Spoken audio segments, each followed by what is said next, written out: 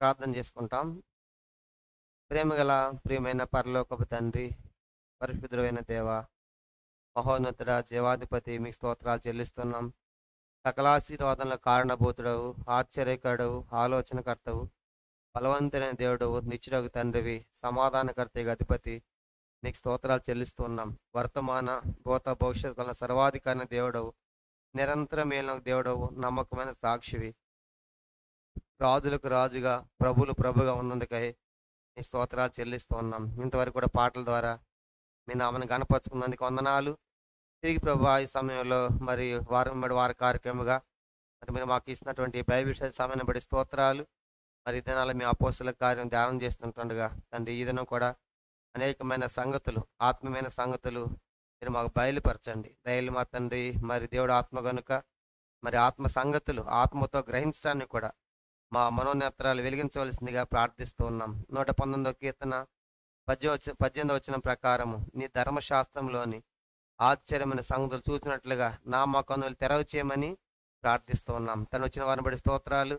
ఎవరైతే లైవ్లో పాల్గొని వీక్షిస్తున్నారో వారు కూడా మీరు దీవించండి. భవిష్యత్తులో చూసే వారితో కూడా మీరు మాట్లాడి ఈ సంగతులన్నీ కూడా తండ్రి మేము తెలుసుకుని వాటి ప్రకారము జీవించడానికి కూడా మాకును కావాల్సిన మెండైన మీ సహాయము, మీ కృప దయచేయమని ప్రార్థిస్తూ ఉన్నాం.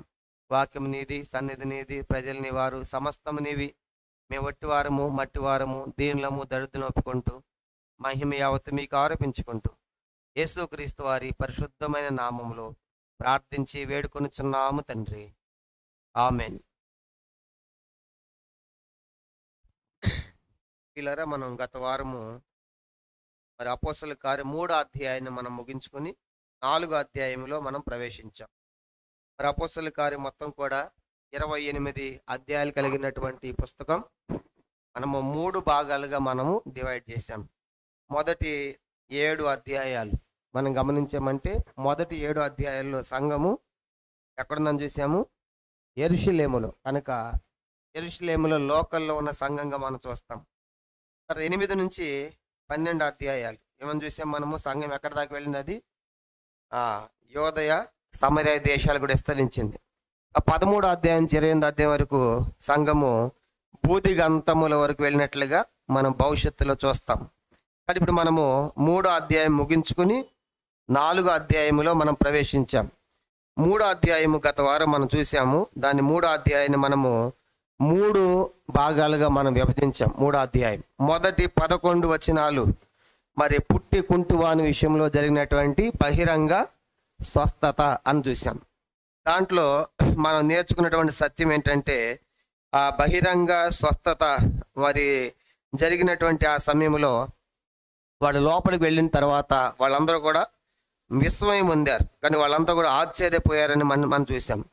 అంటే దేవుడు కొన్ని చేస్తాడు, కొన్ని ఏమో మనం చెయ్యాలి అని నేర్చుకున్నాం. ఎందుకంటే మరి యేసు ప్రభు వారు అదే దేవాలయం ఎన్నోసార్లు వెళ్ళాడు, కానీ కుంటివాడు అక్కడే ఉన్నాడు ఎప్పటి నుంచో. కానీ యేసు ప్రభు వారు ఎంతో మందిని స్వస్థపరిచాడు, కానీ ఈ కుంటివాడిని ఏం చేయలేదు, స్వస్థపరచలేదు. వాడు అడిగినట్టు రాయబడలేదు. మరి ఎందుకు యేసు ఇచ్చిపెట్టాడంటే, నేను వెళ్ళిపోయిన తర్వాత నా శిష్యులు అపోస్తలు ఈ కార్యము చెయ్యాలని. దేవుడు కొన్ని చేశాడు, కొన్ని మనం కూడా చేయాలి, సంఘములో మన పనులు మనం చేయాలి అన్నది ఆ మొదటి 11 వచనాల్లో మనం గ్రహించాం. రెండో భాగం వచ్చేసి 12వ వచనం నుంచి 16వ వచనం వరకు రెండో భాగంగా మనం విభజించాము. దాన్ని అద్భుతం జరిగిన తర్వాత వాళ్ళంతా చుట్టూ చేరి వచ్చి అడుగుతున్నారు. కనుక ఆశ్చర్యపోతా ఉంటే ఏమన్నారు వాళ్ళు, పేతురు అపోస్తలులు, ఎందుకు మీరు ఆశ్చర్యపోతున్నారు? ఇది మా వలన జరిగినది కాదు, కనుక దేవుడే జరిగించాడని మరి దేవునికే మహిమ తీసుకొచ్చినట్లుగా మనం చూస్తాం. కాబట్టి 3వ అధ్యాయం 12వ వచనంలో వారు అంటున్నారు, కనుక ఇది మా శక్తి చేత మా భక్తి చేత జరగలేదు, నజరేయుడైన యేసుని మీరు చంపారు, దేవుడు ఆయన లేపాడు, దానికి మేము సాక్షులము, కాబట్టి ఆయన ద్వారానే ఇది జరిగిందని 12 నుంచి 16 వచనాల్లో దేవునికే మహిమ తీసుకొచ్చారు. కాబట్టి మొదటి భాగంలో మనం దేవుడు చేసిన దేవుడు చేశాడు, మనం చేయవలసినవి మనం చెయ్యాలి. రెండో భాగంలో మనం ఏది జరిగినా సరే, ఎంత గొప్ప కార్యం జరిగినా ఏం చెప్పాలి, మనము ఇది మా శక్తి చేత మా భక్తి చేత జరగలేదు అని చెప్పాలి, కనుక దేవుడు చేశాడని చెప్పాలి.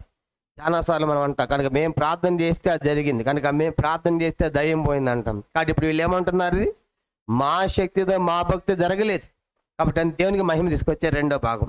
మూడో భాగం వచ్చేసి 17వ వచనం నుంచి 26వ వచనం వరకు మనం మూడో భాగంగా ధ్యానం చేసాము. ఆ మూడో భాగంలో వాళ్ళు ఏమంటున్నారు, కాబట్టి మీరు యేసుని చంపారు, ఆయన తిరిగి లేచాడు, కాబట్టి మీరు ఏం చేయాలి, ఇప్పుడు మీరు తెలియక చేశారు ఆ పని. కనుక 17వ వచనం, సహోదరులారా మీరును మీ అధికారులను తెలియక చేశారు, నాకు తెలియక ఏం చేశారు, సిలువేశారు. ఆయన మెస్సే అని మీకు తెలియలేదు, యేసు ప్రభువారు, కాబట్టి తెలియక చేశారు. కాబట్టి మరి ఇప్పుడు ఏం చేయాలి, కింద వచనం 20వ వచనంలో మీరు మారు మనసు పొందండి, మీ పాపములు తుడిచివేయబడి నిమిత్తం. ఎందుకు అంటే ఈ యేసుని గురించి మోషే కూడా చెప్పాడు. 22వ వచనం మోషే అన్నాడు, నేను వెళ్ళిపోయిన తర్వాత ఒక ప్రవక్త వస్తాడు, నాలాంటి ప్రవక్త, ఆయన మాట మీరేం చేయాలి, వినాలి అని చెప్పాడు. మోషే చెప్పింది ఎవరి గురించి, ఈయన గురించే. ద్వితీయోపదేశకాండం 18-16 మనం చూసాం గత వారం. మోషే చెప్పిన ప్రవక్త కూడా ఈ యేసే అని చెప్పాడు. మోషే కాదంట, సమూయేలు మొదలుకొని మిగతా ప్రవక్తలు అందరూ కూడా 24వ వచనం అందరూ కూడా చెప్పింది ఎవరి గురించి అంటే యేసుని గురించే. కాబట్టి మీరు యేసుని తెలియక సిలువేశారు, కాబట్టి ఇప్పుడు ఏం చేయండి, మారు మనస్సు పొంది తిరగండి. ఎందుకంటే ఆ యేసుని దేవుడు లేపాడు. 26వ వచనంలో ఆయన ఈ లోకానికి వచ్చే దుష్టత్వంలో నుండి పాపంలో నుండి మళ్ళించి ప్రతి వారిని కూడా ఆశీర్వదించాలని వచ్చాడని చెప్పేసి ఆ సువార్త ప్రకటిస్తూ ఉన్నారు. అంటే 17వ వచనం నుండి 26వ వచనం వరకు ఏమని చూసామని, మారు మనస్సుకై పిలుపు. కాబట్టి 3వ అధ్యాయం, కాబట్టి మీరు కూడా మారు మనసు పొందండి అని 3వ అధ్యాయము ముగించబడింది.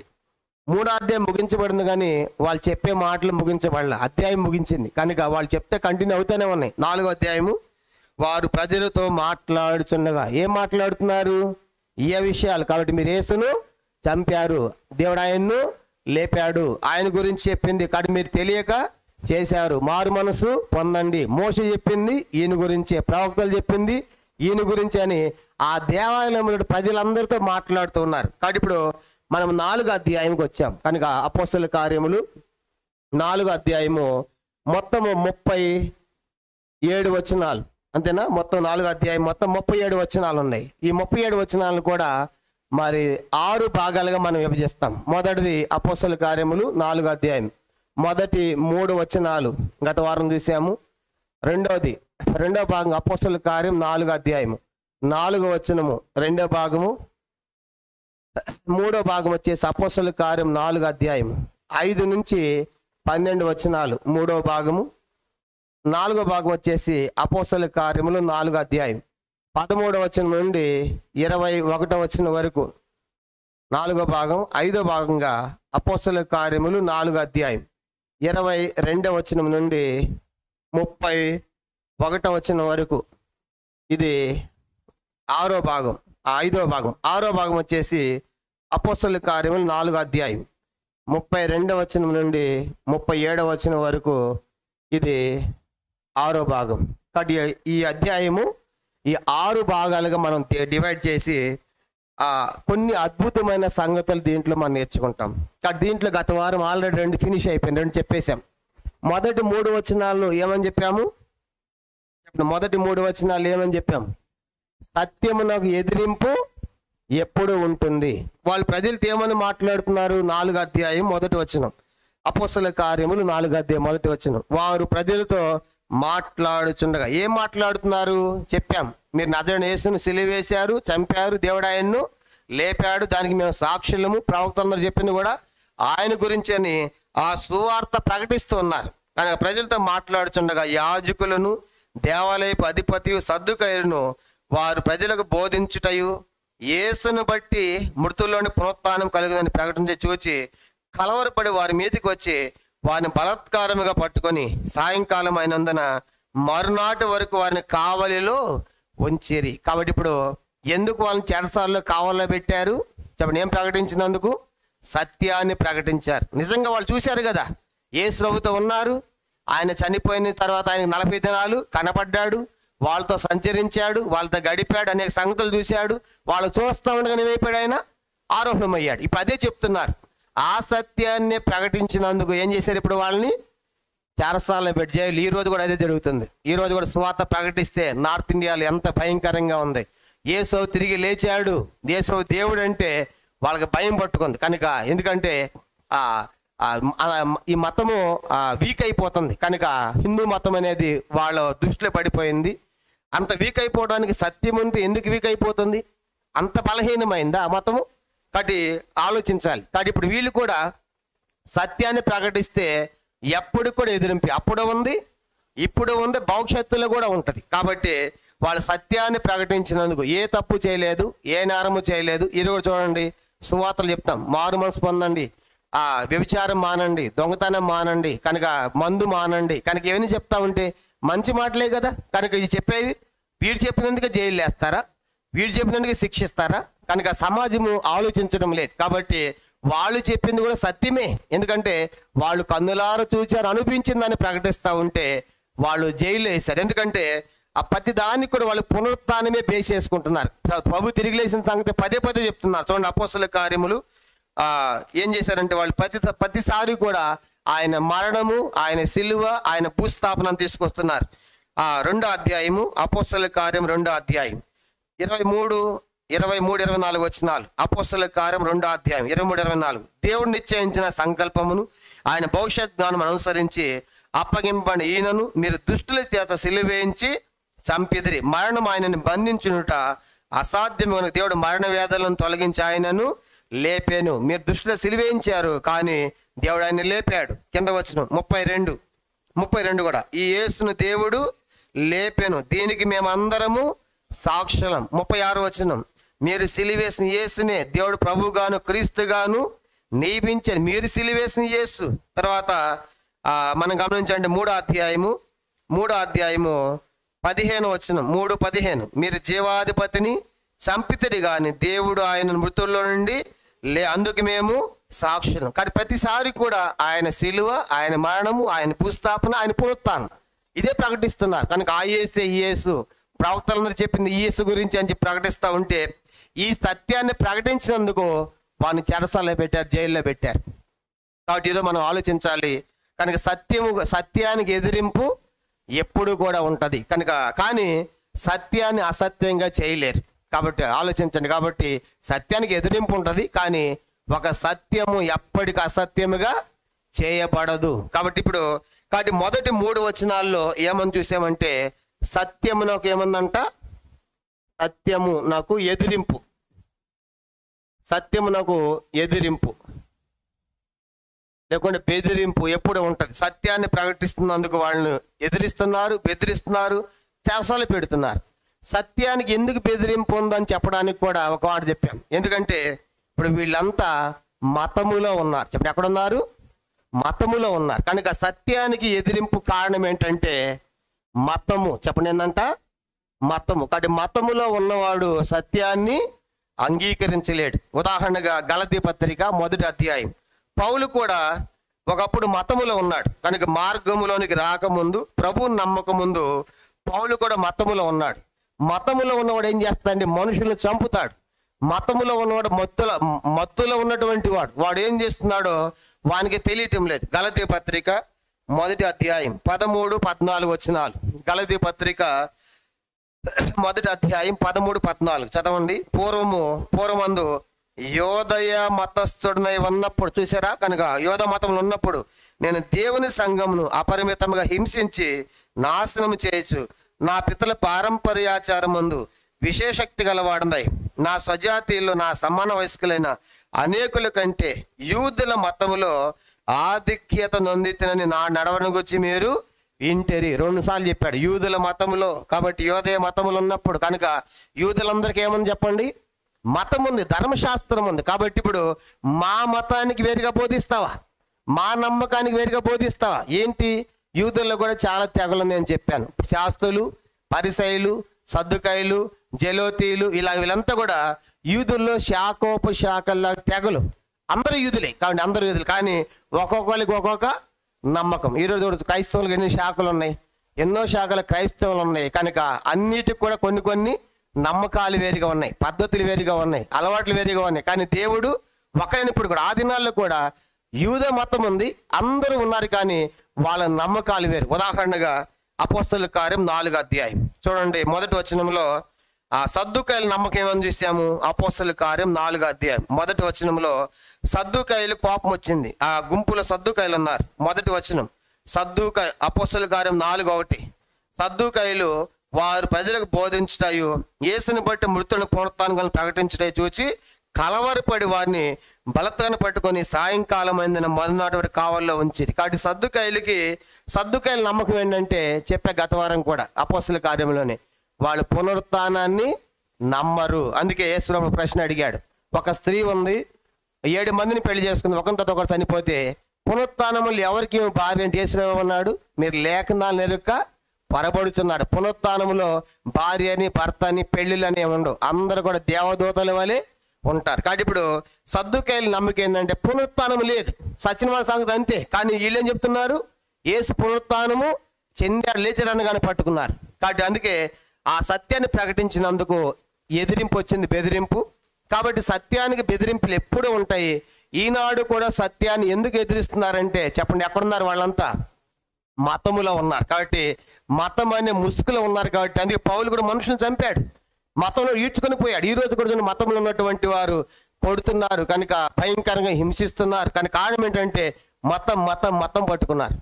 అందుకే కాలు మార్క్స్ అన్నాడు, మతము మత్తు మందు వంటిదని. కాబట్టి మతములో ఉన్నవాడు మత్తులో ఉన్న 2 ఒకటి. వాడు ఏం చేస్తున్నాడు వానికి అర్థం కావటం లేదు. కాబట్టి అందుకే మొదటి సంగతి ఏంటంటే సత్యానికి ఎదిరింపు ఉంది.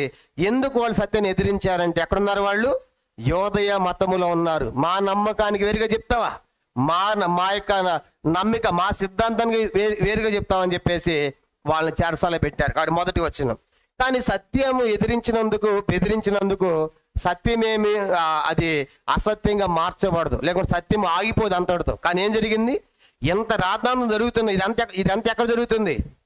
ఇదంతా జరుగుతుంది ఎక్కడ? యెరూషలేము దేవాలయము లోపల కుంటివాని దగ్గర ఇదంతా జరుగుతుంది. ఈ చరిత్ర, ఈ కథ అంతా ఈ యొక్క వాదోపాదాలు జరుగుతూ ఉన్నాయి. చెరసాల దేవాలయం పట్టుకుని పోయి చెరసాల పెట్టారు. కానీ ప్రజలందరూ అక్కడ వింటా ఉన్నారు. ఏం చేశారంటే వాళ్ళు 4వ వచనం అపోస్తలుల కార్యములు 4వ అధ్యాయం 4వ వచనం చదవండి. వాక్యం వినిన వారిలో అనేకులు నమ్మిరి, వారిలో పురుషుల సంఖ్య ఇంచుమించు 5,000 ఆయను. చూసారా, ఎంత అసత్యాన్ని ఎదిరిస్తున్నా ఎంతమంది నమ్మారంట? 5,000. ఎంత అద్భుతం అంటే ఒక సత్యాన్ని ఎప్పటికి కూడా ఓడించలేరు. వాళ్ళు మతంలో వాళ్ళు ఎదిరిస్తున్నా మిగతా వాళ్ళు చూశారు, కుంటివాడు కదా, ఇటు బయట ఉన్నాడు కదా, కాళ్ళు లేకున్నాడు కదా, వీడు వచ్చాడు కాబట్టి యేసు లేచే ఉంటాడు, ఇది యేసులో జరిగిందని చెప్పేసి ఏం చేశారంటే వాళ్ళు నమ్మారు. 5,000 మంది అయిపోయారు. చూసారా? కాబట్టి ఇప్పుడు సంఘం ఎంత పెరిగిపోయిందంటే 120 మంది తర్వాత పేతురు బోధ చేసి ఎంతమంది అయిపోయారు? 3,000 మంది అయిపోయారు. 3,000 తర్వాత చాలా మంది ఇంకా చేర్చబడుతూ వచ్చారు. ఇంకా తర్వాత ఇప్పుడు ఏమయ్యారు?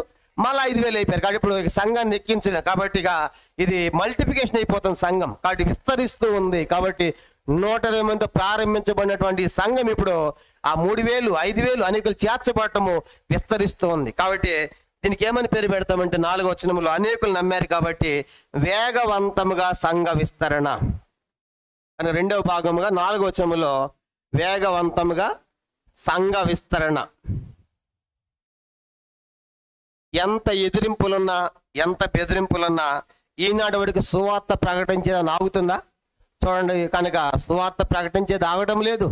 ఎదిరింపులు వస్తూనే ఉన్నాయి. వాళ్ళు పొట్లు పెడుతున్నా, కొడుతున్నా, వద్దంటున్నా, సువార్త మాత్రము ప్రకటిస్తూనే ఉన్నా, జరుగుతూనే ఉంది. కాబట్టి ఆ దినాలు జరిగింది.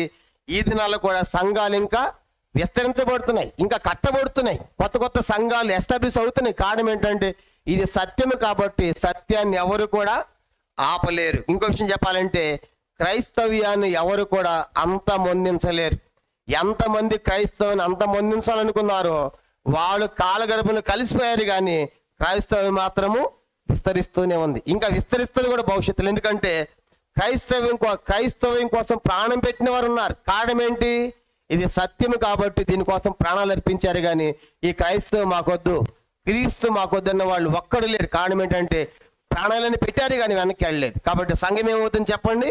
వేగవంతంగా విస్తరిస్తూ ఉంది, అనేకులు చేరుతున్నారు.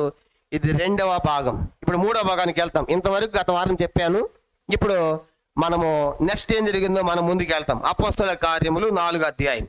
అపోస్తల కార్యం 4వ అధ్యాయము 5వ వచనం నుండి 12వ వచనం వరకు మనం మూడో భాగంగా మనం చూస్తాం.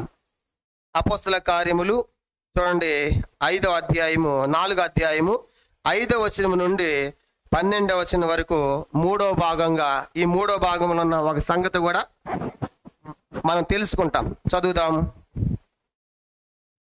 ఇప్పుడు వాళ్ళ చెరసాల జైల్లో ఉన్నారు. అపోస్తలులు పేతురు యోహానులు జైల్లో ఉన్నారు, అనేకులు నమ్మారు. ఇప్పుడు 5వ వచనం.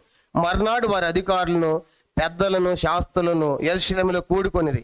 ప్రధాన యాజకుడైన అన్నయు కైపయు, యోహాను, అలెగ్జందరును, ప్రధాన యాజకుని బంధువులందరిని వారితో కూడా ఉండిరి.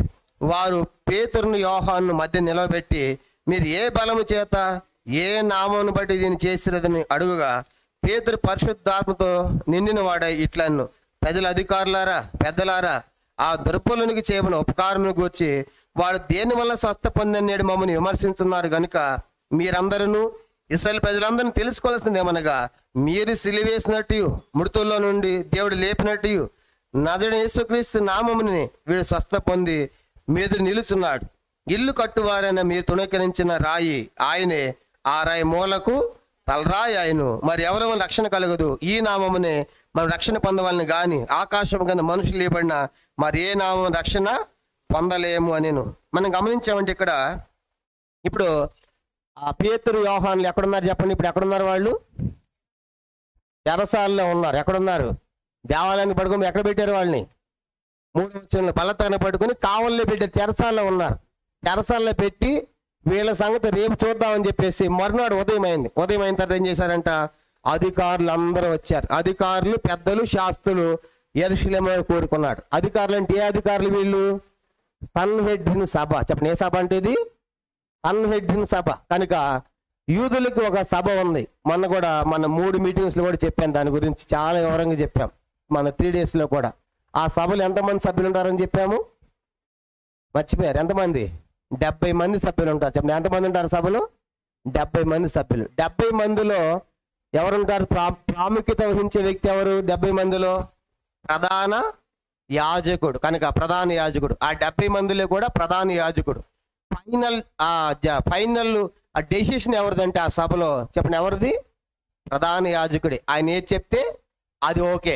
ఇంకో మాట చెప్పాలంటే ఆ యొక్క సన్హెడ్రిన్ సభ అంటే యూదులకి ఒక సుప్రీం కోర్టు లాంటిది. మన భాషలో చెప్పాలంటే మనకు అర్థం కావాలంటే సుప్రీం కోర్టు. కనుక మనకి జూనియర్ కోర్టు, సీనియర్ కోర్టు, తర్వాత ఇలా జడ్జి కోర్టు, కనుక హైకోర్టు ఎన్ని ఉన్నాయి కదా. ఫైనల్గా డెసిషన్ ఎవరు చెప్పండి? ఫైనల్ కోర్టు ఏంటి? Supreme court. అది చెప్పిందే చెల్లుతుంది అనమాట. ఈ సభ కూడా యూదులకు అలాంటిది. కాబట్టి ఈ యొక్క సన్హెడ్రిన్ సభలో ఏ తీర్మానం చేస్తే అది డెసిషన్ జరిగిపోతుంది అన్నమాట. కాబట్టి ఇప్పుడు అధికారులు అందరూ కూడారు, 70 మంది కూడారు. సన్హెడ్రిన్ సభ అందరూ వచ్చారు. కాబట్టి అధికారులు, తర్వాత శాస్త్రులు, పరిసయ్యులు, కనుక పెద్దలందరూ వచ్చారు. వచ్చిన తర్వాత దాంట్లో ఎవరున్నారు? 6వ వచనం. ప్రధాన యాజకుడైన అన్నయు కైపయు, యోహాను, అలెగ్జందరును, ప్రధాన యాజకుని బంధువులు వారితో కూడా ఉండిరి. ఈ అన్న కైప ఎవరు? ఇది కూడా చెప్పా ఆ 3 రోజుల మీటింగ్లో. అన్న కైప ఎవరు చెప్పట్లా? ఎవరు?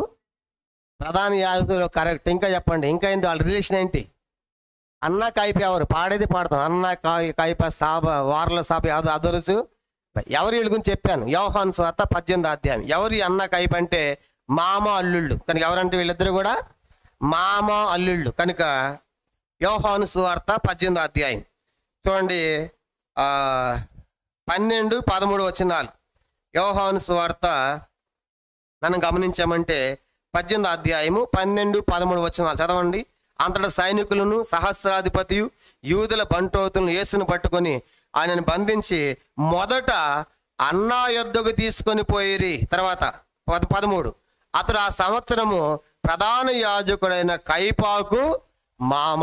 యేసును పట్టుకున్న తర్వాత మొట్టమొదటి తీసుకెళ్ళి ఎవరి దగ్గరికి? అన్నా దగ్గర తీసుకెళ్లారు. ఎందుకంటే అన్న యాజకుడు, ప్రధాన యాజకుడు. ఆయన అన్నాడు, ఇప్పుడు నేను ప్రధాన యాజకత్వంలో లేను, నేను దిగిపోయాను, నా ప్లేస్లో ఎవరున్నారు?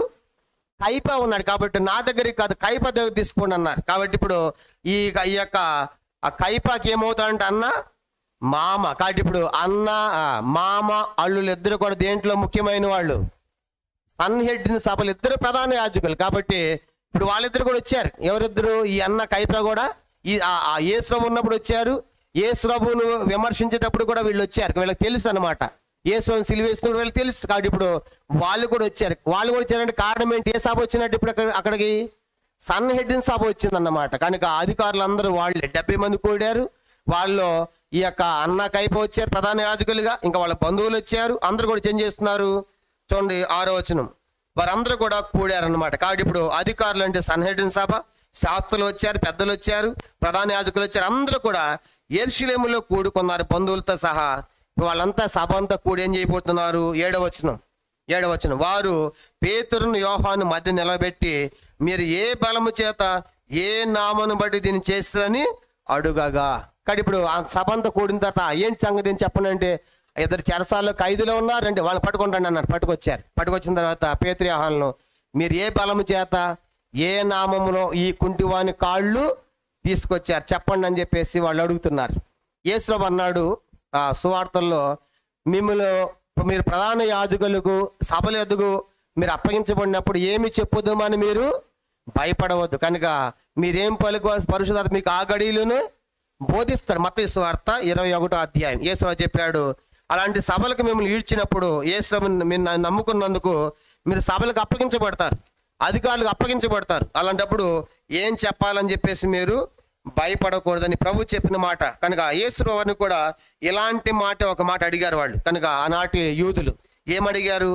మత్తయి సువార్త 21వ అధ్యాయము చూడండి, 23వ వచనం నేను చదువుతున్నాను. మత్తయి సువార్త 21వ అధ్యాయము 23వ వచనం. మత్తయి సువార్త 21వ అధ్యాయము 23వ వచనం. ఆయన దేవాలయానికి వచ్చి బోధించుండగా ప్రధాన యాజకులను ప్రజల పెద్దలను ఆయన వద్దకు వచ్చి, ఏ అధికారం వల్ల నీవు కార్యములు చేయుచున్నావు? ఈ అధికారం ఎవడు నీకు ఇచ్చిన అడుగా? యేసు, నేను మిమ్మల్ని ఒక మాట అడుగుదును, అది మీరు నాతో చెప్పిన ఎడల నేనును ఏ అధికారం వల్ల ఈ కార్యం చేయుచున్నాను అది మీతో చెప్పుదును నేను. యోహాను ఇచ్చిన బాప్తీసము ఎక్కడి నుండి కలిగినది? పరలోకం నుండి కలిగినదా మనుషుల నుండి కలిగిందా అని వారిని అడిగాను. వారు మనము పరలోకం నుండి అని చెప్పితిమా? ఆయన అలాగైతే మీరెందుకు అతన్ని నమ్మలేదని మనల్ని అడుగును. మనుషుల వల్ల చెప్పితేమా జనులకు భయపడుచున్నాం. అందరూ యోహాను ప్రవక్త నించున్నారని తమలో తాము ఆలోచించుకొని మాకు తెలియదని యేసునకు ఉత్తరం ఇచ్చిరి.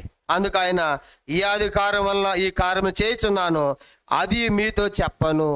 యేసుని వారు కూడా అద్భుతాలు చేస్తున్నప్పుడు అందరిని అవి చూడాలి. ఎలాంటి అద్భుతాలు చేస్తున్నప్పుడు యెరూషలేములో పట్టుకున్నారు ఆ శాస్త్రులు, పరిసయ్యులు, యూదులు. ఈ అధికారంతో అద్భుతం చేస్తున్నావు అని యేసుని అడిగితే యేసు అన్నాడు, నేను కూడా మిమ్మల్ని ఒక మాట అడుగుతాను, మీరు కూడా చెప్పండి సమాధానం అన్నాడు. అడుగు అన్నాడు. యోహాను ఇచ్చిన బాప్తీసము పరలోకం నుండి కలిగిందా మనుషుల వల్ల కలిగిందా అని అడిగాడు. అడిగినప్పుడు వాళ్ళు ఆలోచించుకుంటున్నారు, ఇది పరలోకం నుండి కలిగితే మరి మీరు ఎందుకు ఆయన్ను నమ్మలేదు యోహాను అని అడుగుతాడు. కాబట్టి ఇది పరలోకం నుండి కలిగిందని చెప్పొద్దు, మరి మనుషుల వల్ల కలిగిందని చెబుదామా? మనుషులందరూ ఏమనుకున్నారు? యోహాన్ని ప్రవక్త. కాబట్టి ఆ మాట చెప్పండి, వాళ్ళు రాళ్ళతో మనల్ని కొడతారు. ఎవరు? ప్రజలు. కాబట్టి మనుషుల వల్ల కలిగిందని చెప్పలేము, పరలోకం నుంచి చెప్పలేము. అది ఇద్దరు ఈ రెండు సమాధానాలు యేసు అడుగుదని తెలియగేమన్నారు? మాకు తెలియదు అన్నాడు. మనం కూడా కొన్నిసార్లు ఏం చేస్తాం, నేను అడిగామనుకో వాళ్ళకి రెండు తెలుసు, అది తెలుసు ఇది తెలుసు. అమ్మ ఈ చెప్పు తిరుక్కుంటామో ఆ చెప్పు తిరుక్కుంటాను, మాకు తెలియదు అంట. ఒడితే తెలుసు నీకు, కనుక అదే ఇది ఏదో ఒకటి ఉంటుంది, కానీ మనం ఓపెన్గా చెప్పన్నమాట. ఎందుకంటే చెప్పావు కదా పట్టుకుంటారు. కాబట్టి రెండు సమాధానాలు మన దగ్గర ఉన్నప్పుడు కూడా ఏం చేస్తాము కొన్నిసార్లు, మాకు తెలియదు బ్రదర్, ఇన్నాక తెలియదు అంటాం. వీళ్ళు కూడా తెలివిగా మాకు తెలియదు అన్నాడు. పరలోకం తెలియదు అంటే పరలోకం అయితే మరి యోహాను ఎందుకు మీరు నమ్మలేదు అంటాడు. మనుషులు కలిసి చెప్తారా? ప్రజలందరూ ఏం చేస్తారు? మిమ్మల్ని రాళ్ళతో కొడతారు. వాళ్ళు ప్రజలందరూ ఏమన్నారు? యోహాన్ని ఆయన ప్రవక్త అంటారు కాబట్టి తెలివిగా యూదులు మాకు తెలియదు అన్నాడు. అప్పుడు ఏమన్నాడు? నేను కూడా మీకు చెప్పను సమాధానం అన్నాడు. చూసారా? కాబట్టి ఇలాంటి ప్రశ్న ఇప్పుడు వీళ్ళని అడుగుతున్నారు. ఎవరిని? ఏ అధికారం చేత నువ్వు చేస్తున్నావు? ఎవడు మీకు అధికారం ఇచ్చాడని చెప్పేసి అపోస్తలుని అడుగుతుంది ఎవరు? ఆ యూదులే అడుగుతా ఉన్నారు. యేసు కూడా ఒక మాట చెప్పాడు. యేసు వారు కూడా ఇలాంటి సభల్లోకి మీరు పోయిన తర్వాత మీరు చింతించవద్దు, ఏం చెప్పాలని టెన్షన్ పడవద్దు. ఏం చేస్తాడు పరిశుద్ధ దేవుడు? మార్కు సువార్త 13వ అధ్యాయం. మార్కు సువార్త 13వ అధ్యాయము. మార్కు సువార్త 13వ అధ్యాయం చూడండి. 10-11 వచ్చిన యేసు వారు చెప్పాడు, మీరు సభలకు అప్పగించబడతారు సువార్త ప్రకటించినందుకు, సువార్త చెప్పినందుకు అధికారుల యొద్దకు, సభల యొద్దకు మీరు తీసుకుని పోబడతారు. అప్పుడు మీరు చింతించకండి. మార్కు సువార్త 13వ అధ్యాయం 10-11 వచనాలు. మార్కు సువార్త 13వ అధ్యాయం 10-11 వచనాలు చదవండి. సకల జనులకు సువార్త ముందుగా ప్రకటింపబడను. వారు మిమ్మల్ని సభలకు కొనిపోయినప్పుడు మీరు ఏమి చెప్పుదామా అని ముందుగా చింతింపకుడి. ఆ గడియలోనే మీకేది ఇయ్యబడునో అదే చెప్పువాడు పరిశుద్ధాత్మే గాని మీరు కారు. ఆ డేస్లో కూడా చెప్పాడు ముందే. కాబట్టి నేను వెళ్ళిపోయిన తర్వాత పరిశుద్ధాత్మ దేవుడు వస్తాడు. ఆయన వచ్చిన తర్వాత మీరు సభలకు అప్పగించబడినప్పుడు దేని నిమిత్తము ఏమని రాయబడింది అక్కడ? సువార్త నిమిత్తం, సత్యాన్ని ప్రకటించినందుకు మిమ్మల్ని సభల దగ్గర తీసుకెళ్తారు, అధికారం నిలబెడతారు, కనుక జైలు వేస్తారు, చెరసాల్లో వేస్తారు. అయితే మీరేమి ఏం చెప్పాలి? మీరు భయపడవద్దు.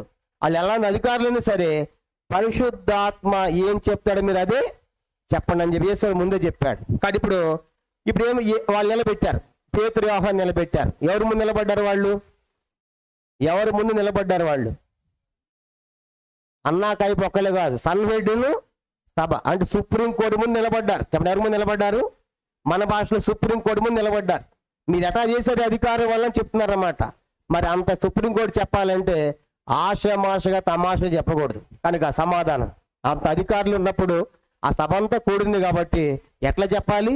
కానీ వాళ్ళు ఎట్లా చెప్తున్నారు? చూడండి, అపోస్తలుల కార్యములు యేసు చెప్పిన రీతిగానే పరిశుద్ధాత్మ ద్వారా వాళ్ళు చెబుతున్నారు. అపోస్తలుల కార్యము 4వ అధ్యాయం. అపోస్తలుల కార్యము 4వ అధ్యాయము చూడండి 8వ వచనం. ఏళ్ళు అడిగారు, ఏ బలము చేత ఏ నామమును బట్టి మీరు దేని చేశారంటే 8 చదవండి. పేతురు పరిశుద్ధాత్మతో నిండిన వాడై ఇట్లా నేను ప్రజల అధికారులారా పెద్దలారా ఆ దుర్బలునికి చేయమని ఉపకారం వచ్చి వాడు దేని వల్ల స్వస్థత పొందివని నేడు మమ్మను విమర్శించుచున్నారు గనుక. కానీ ఇప్పుడు పేతురు చెప్తుంది పేతురు చెప్తున్నాడా? పరిశుద్ధాత్ముడు చెప్తున్నాడా? పరిశుద్ధాత్మ దేవుడు. చూసారా? యేసు చెప్పాడు ముందే, మీరు సభల దగ్గరికి పోయినప్పుడు మీరేం చెప్పాల్సిన మీ టెన్షన్ పడాల్సిన పని లేదు. ఎవరు చెప్తారు? మీరు లోపల ఉండి పరిశుద్ధ దేవుడు చెప్పిస్తాడు. ఆయన ఏం చెప్తాడు అదే చెప్పారు. వాళ్ళు ఎంతటి వారిని మీరు భయపడాల్సిన పని లేదు. లోపల ఉంది ఎవరు? పరిశుద్ధాత్మ దేవుడు చెప్తున్నప్పుడు వాళ్ళు ఎవరైతే మనకెందుకు? దేవుడి కంటే ఎక్కువ వాళ్ళ? దేవుడి కంటే పెద్దదా సభ? కాదు కదా. కాబట్టి ఇప్పుడు పరిశుద్ధాత్మ నింపబడి అంటున్నారు. ఏమంటున్నాడు పేతురు? 8వ వచనం. ప్రజల అధికారులారా పెద్దలారా ఆ దురపలకు చెప్పిన ఉపకారమును గురించి వాడు దేని వల్ల స్వస్థత పొందిన నేడు మమ్మను విమర్శించున్నారు. కనుక అంటున్నాడు ఎంత రిక్వెస్ట్ గా, అధికారులారా పెద్దలారా ఎందుకయ్యా మేము చేసిన ఉపకారమే కదా. చెప్పండి, ఆ పుట్టుకుంటి వానికి మేము చేసింది ఉపకారమే కదా, అపకారం కాదు కదా, మంచి పనే కదా. ఒకప్పుడు వాడు నడవలేకపోతున్నాడు, కుంటివాడికి పడి ఉన్నాడు, వాడిని మేమేం చేసాం? వేసినామోలో స్వస్థత తీసుకొచ్చాం. మేము చేసింది ఉపకారమే, మంచి పని. దాని గురించి మమ్మల్ని విమర్శిస్తారా? కాబట్టి చూడండి, సమాజం కూడా ఎట్లా ఉందంటే ఎంత సంతోషించాలి. ఒక అద్భుతం జరిగినప్పుడు అదే కుంటివాడు మొన్నడు దాకా ఇప్పుడు వాడు బాగుపడ్డాడు అంటే ఏం చేయాలి? సంతోషించాలి. కానీ అమ్మవాడు బాగుపడ్డాడా? వాడు నాకంటే ఎక్కువగా ఉన్నాడా? నాకంటే డబుల్ అయిపోయాడు ఉద్యోగంలో, కాబట్టి అని ఇష్టపడం. ఇప్పుడు సమాజం ఏం చేస్తుందంటే ఆ కుంటివాడు బాగుపడితే సంతోషించాల్సిన బదులుగా ఉపకారం చూసి ఆనందించాలని బదులు ఏం చేస్తున్నారంట? విమర్శిస్తున్నారు, ప్రశ్నలు అడుగుతున్నారు. ప్రజలు అంటున్నాడు కనుక మేము చేసిన మంచి పనే కదా, ఉపకారమే కదా, దాని గురించి మమ్మల్ని విమర్శిస్తారా? అయితే మీరు తెలుసుకోవాల్సింది ఏంటంటే చదవండి. ఇప్పుడు మీరేం తెలుసుకోవాలంటే 4వ అధ్యాయము అపోస్తలుల కార్యములు 4వ అధ్యాయం 10వ వచనం 4:10. మీరందరూ అనగా మీరందరూ అంటే ఎవరందరూ? చెప్పండి, మీరందరూ అంటే ఎవరందరూ? సభ అంతా కూడా చెప్పండి ఏదంట సన్నిహితుల సభ, దాంట్లో ప్రధాన యాజకులు, కూడి వచ్చిన యూదులందరూ కూడా. కాబట్టి సభ ఉన్నారు, సభలో ప్రధాన యాజకుడు ఉన్నాడు, యూదులందరూ ఉన్నారు. మీరందరూ తెలుసుకోవాలి. ఏం తెలుసుకోవాలి? 10వ వచనం, ఇశ్రాయేల్ మీరందరినీ సభవారు ఇశ్రాయేల్ ప్రజలు అందరూ తెలుసుకోవాల్సింది ఏమనగా, మీరు సిలువేసినట్టు మృతుల్లోని దేవుడు లేపినట్టు నజరుడైన యేసుక్రీస్తు నామమునే వీడు స్వస్థత పొంది మీ ఎదుట నిలుచున్నాడు. చూసారా? కాబట్టి మళ్ళీ మొదలు పెట్టారు వీళ్ళు. ఏ నామము? నజరుడైన యేసు. వాళ్ళు అసలు పడదు వాళ్ళకి. కాబట్టి ఎవరికి పడదు? యూదులు పడదు, ఆ యొక్క సభకి పడదు. ఎందుకు? కనుక మాకు మతం ఉంది, కనుక యోధ మతం, కనుక యేసు ప్రవక్త కాదు అన్న వాళ్ళు నమ్మరు. కాబట్టి ఇప్పుడు వీళ్ళు ఏం చేస్తున్నారంటే పరిశుద్ధాత్మ నింపబడి, వాళ్ళు సొంతంగా చెప్పటం లేదు. చెప్పండి, చూసారా? వాళ్ళు సొంతంగా చెప్పేది కాదు. పరిశుద్ధ నింపబడి మీరు తెలుసుకోవాలి. సభ మీరు తెలుసుకోండి. ఆ సన్నిహితుల సభ అధికారులారా, పెద్దలారా, యూదులు అందరూ తెలుసుకోవాల్సింది ఏంటంటే మీరు సిలివేశారు. చెప్పండి, ఏం చేశారంట? మీరు సిలివేసినట్టు మృతుల్లో దేవుడు లేపిన నజరుడైన యేసుక్రీస్తు నామమున వీడు స్వస్థ పొందాడు. కాబట్టి ఇప్పుడు చెప్పమంటే ఏమని చెప్పాలి? యేసు స్వస్థపడ్డాడని చెప్పాలి. మీరు సిలివేశారని చెప్పాలి. అంటే అర్థం ఏంటి? చెప్పండి, దాని అర్థం ఏంటి? ఆ సిలివేశ్వరుడు ఎంతకాలమైంది రీసెంట్గా? అది కదా. కాబట్టి గుర్తుకు తెచ్చుతారు వాళ్ళంతా కూడా. కాబట్టి మీరు సిలివేశారు, మీరు సిలివేశారు యెరూషలేములో. ఆ యేసు కనుక ఆనాడు నేసిని లేపాడు. దానికి మేమంతా సాక్షులు. కనుక వాళ్ళు విన్న సత్యాన్ని కన్నది విన్నది చెప్పలేకుండా ఉండలేకపోతారు. చూసారా? కాబట్టి ఏం భయపడకుండా యేసు ఆ నజరుడైన యేసు స్వస్థపడని చెప్పకుండా మీరు సిలివేశారు, దేవుడు ఆయన్ను లేపాడు. ఆ నజరుడు యేసే ఇతను స్వస్థపరిచాడు అని చెప్పి ముగించాలి అంతటితో. మనం కూడా ఏమన్నా అడిగామనుకోండి, ఈ అద్భుతం ఎలా జరిగిందంటే ఆ మీటింగ్కి వెళ్ళాం జరిగింది అంతే అని చెప్తా, అంతవరకే. కానీ వీళ్ళు ఏం చెప్తున్నారు? స్వస్థ కాదు. చూడండి 11వ వచనం.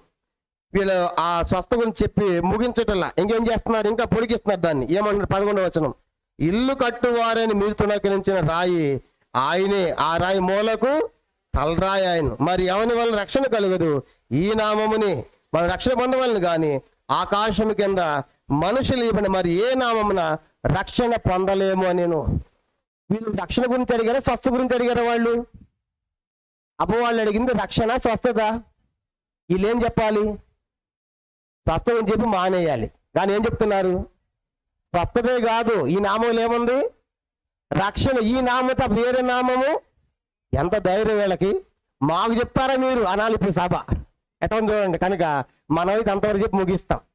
కాబట్టి అందుకే ఇప్పుడు ఇక్కడ నేర్చుకోవాల్సిన సత్యం ఏంటంటే, మనం ఏ మీటింగ్కి వెళ్ళినా, ఏ ప్రజల్లో ఉన్నా స్వస్థత గురించి చెప్పిన తర్వాత స్వస్థే కావచ్చు, పెళ్ళే కావచ్చు, చావే కావచ్చు, దాంట్లో తప్పనిసరిగా చివరికి ఏం చెప్పాలి? రక్షణ గురించి చెప్పాలి. అందుకే కొంతమంది అంటారు ఈ ఎబ్రోలు ఎక్కడ పోయినా ఎప్పుడు పెళ్ళి కూడా సాగు ఉంటాయి అంటారు. పెళ్ళి కూడా సాగు చెప్పాలి. ఆయన సాగు చనిపోయి తిరిగి లేచాడు యేసుప్రభువాడు. అది మాకు ముఖ్యం. కనుక ఈ ప్రసంగం అంతటికి కీలకం ఏంటి? అది చెప్పకుండా ఏ వర్తమానం కూడా ముగించకూడదు. యేసుప్రభు శిలువ, మరణము, పునరుత్థానం చెప్పకుండా అది ఎలాంటి వర్తమానమైనా సరే, కాబట్టి ఎలాంటి మీటింగ్ అయినా సరే ఈ వర్తమానం లేకుండా చెప్పామనుకోండి, ఆ ప్రసంగానికి ఏమి లేదు, వాల్యూ లేదన్నమాట. కాబట్టి ఇప్పుడు వాళ్ళు అడుగుతుంది స్వస్థత అయితే వీళ్ళు ఏం చెప్తున్నారు? రక్షణ కూడా. మీకు రక్షణ ఈ నామమే. ఆకాశం కింద ఏ నామం రక్షణ లేదు. కాబట్టి చూసారా, మీరు తృణీకరించారు ఎవరిని? ఈ యేసునే. కానీ ఇప్పుడు ఆయన ఏమైనా మూలకు తలరాయాడు అని ఎవరు చెప్తున్నారు సువార్త? సుప్రీంకోర్టుకి. ఎవరు చెప్తున్నారు? సుప్రీంకోర్టు లాంటి సన్నిహితుల సభకి. ఎంత ధైర్యం వీళ్ళకి! కాబట్టి సామాన్యమైనటువంటి వారు వాళ్ళు, సామాన్యమైన ప్రజలే. కానీ వాళ్ళు చెప్పే సువార్త ఎవరికంటే అధికారులకు, పెద్దలకు, యూదులకు, సన్నిహితుల సభకు, ప్రధాన యాజకులకు. ఎవరు నిరాకరిస్తున్నారో, ఎవరు తృణీకరిస్తున్నారో వాళ్ళకి చెప్తున్నారు ఎత్తి మరి. నజరేయుడు యేసు, మీ సిలువేసిన యేసు. కాబట్టి నజరేయుడు యేసు ఆయన నామం తప్ప ఆకాశం కింద ఏ నామముల రక్షణ మీకు కూడా ఈ నామంలోనే అన్నట్టు అర్థం అన్నమాట. ఎంత గొప్ప స్వాత ప్రకటించారు. కాబట్టి మనకి 5 నుంచి 12 వచనాలు ఏమవుతుందంటే వాళ్ళు దానికి ఏమని చెప్పాలంటే ఒక దైవికమైనటువంటి పునాది. కనుక దైవిక పునాది అంటే యేసుక్రీస్తు నామము తప్ప మరి ఏ నామము రక్షణ లేదు. కనుక వాళ్ళు అడిగిన రక్షణ గురించి, స్వస్థత గురించి కానీ స్వస్థత గురించి చెప్పారు. తర్వాత ఏం చెప్పారు? రక్షణ కూడా చెప్పారు. అందుకే ఇప్పుడు మనం కూడా ఏం నేర్చుకోవాలంటే, మనం ఎక్కడ పోయినా ఏ మీటింగ్ పెట్టినా ఏం చెప్పాలి చెప్పండి? దాంట్లో చివరికి ఏ వార్త చెప్పాలి? రక్షణ వార్త చెప్పకుండా ముగించకూడదు. అది ఏ చిన్న మీటింగ్ అని పెద్ద మీటింగ్ అయినా. వాళ్ళు అపోస్తలులు చేసిన పని అదే.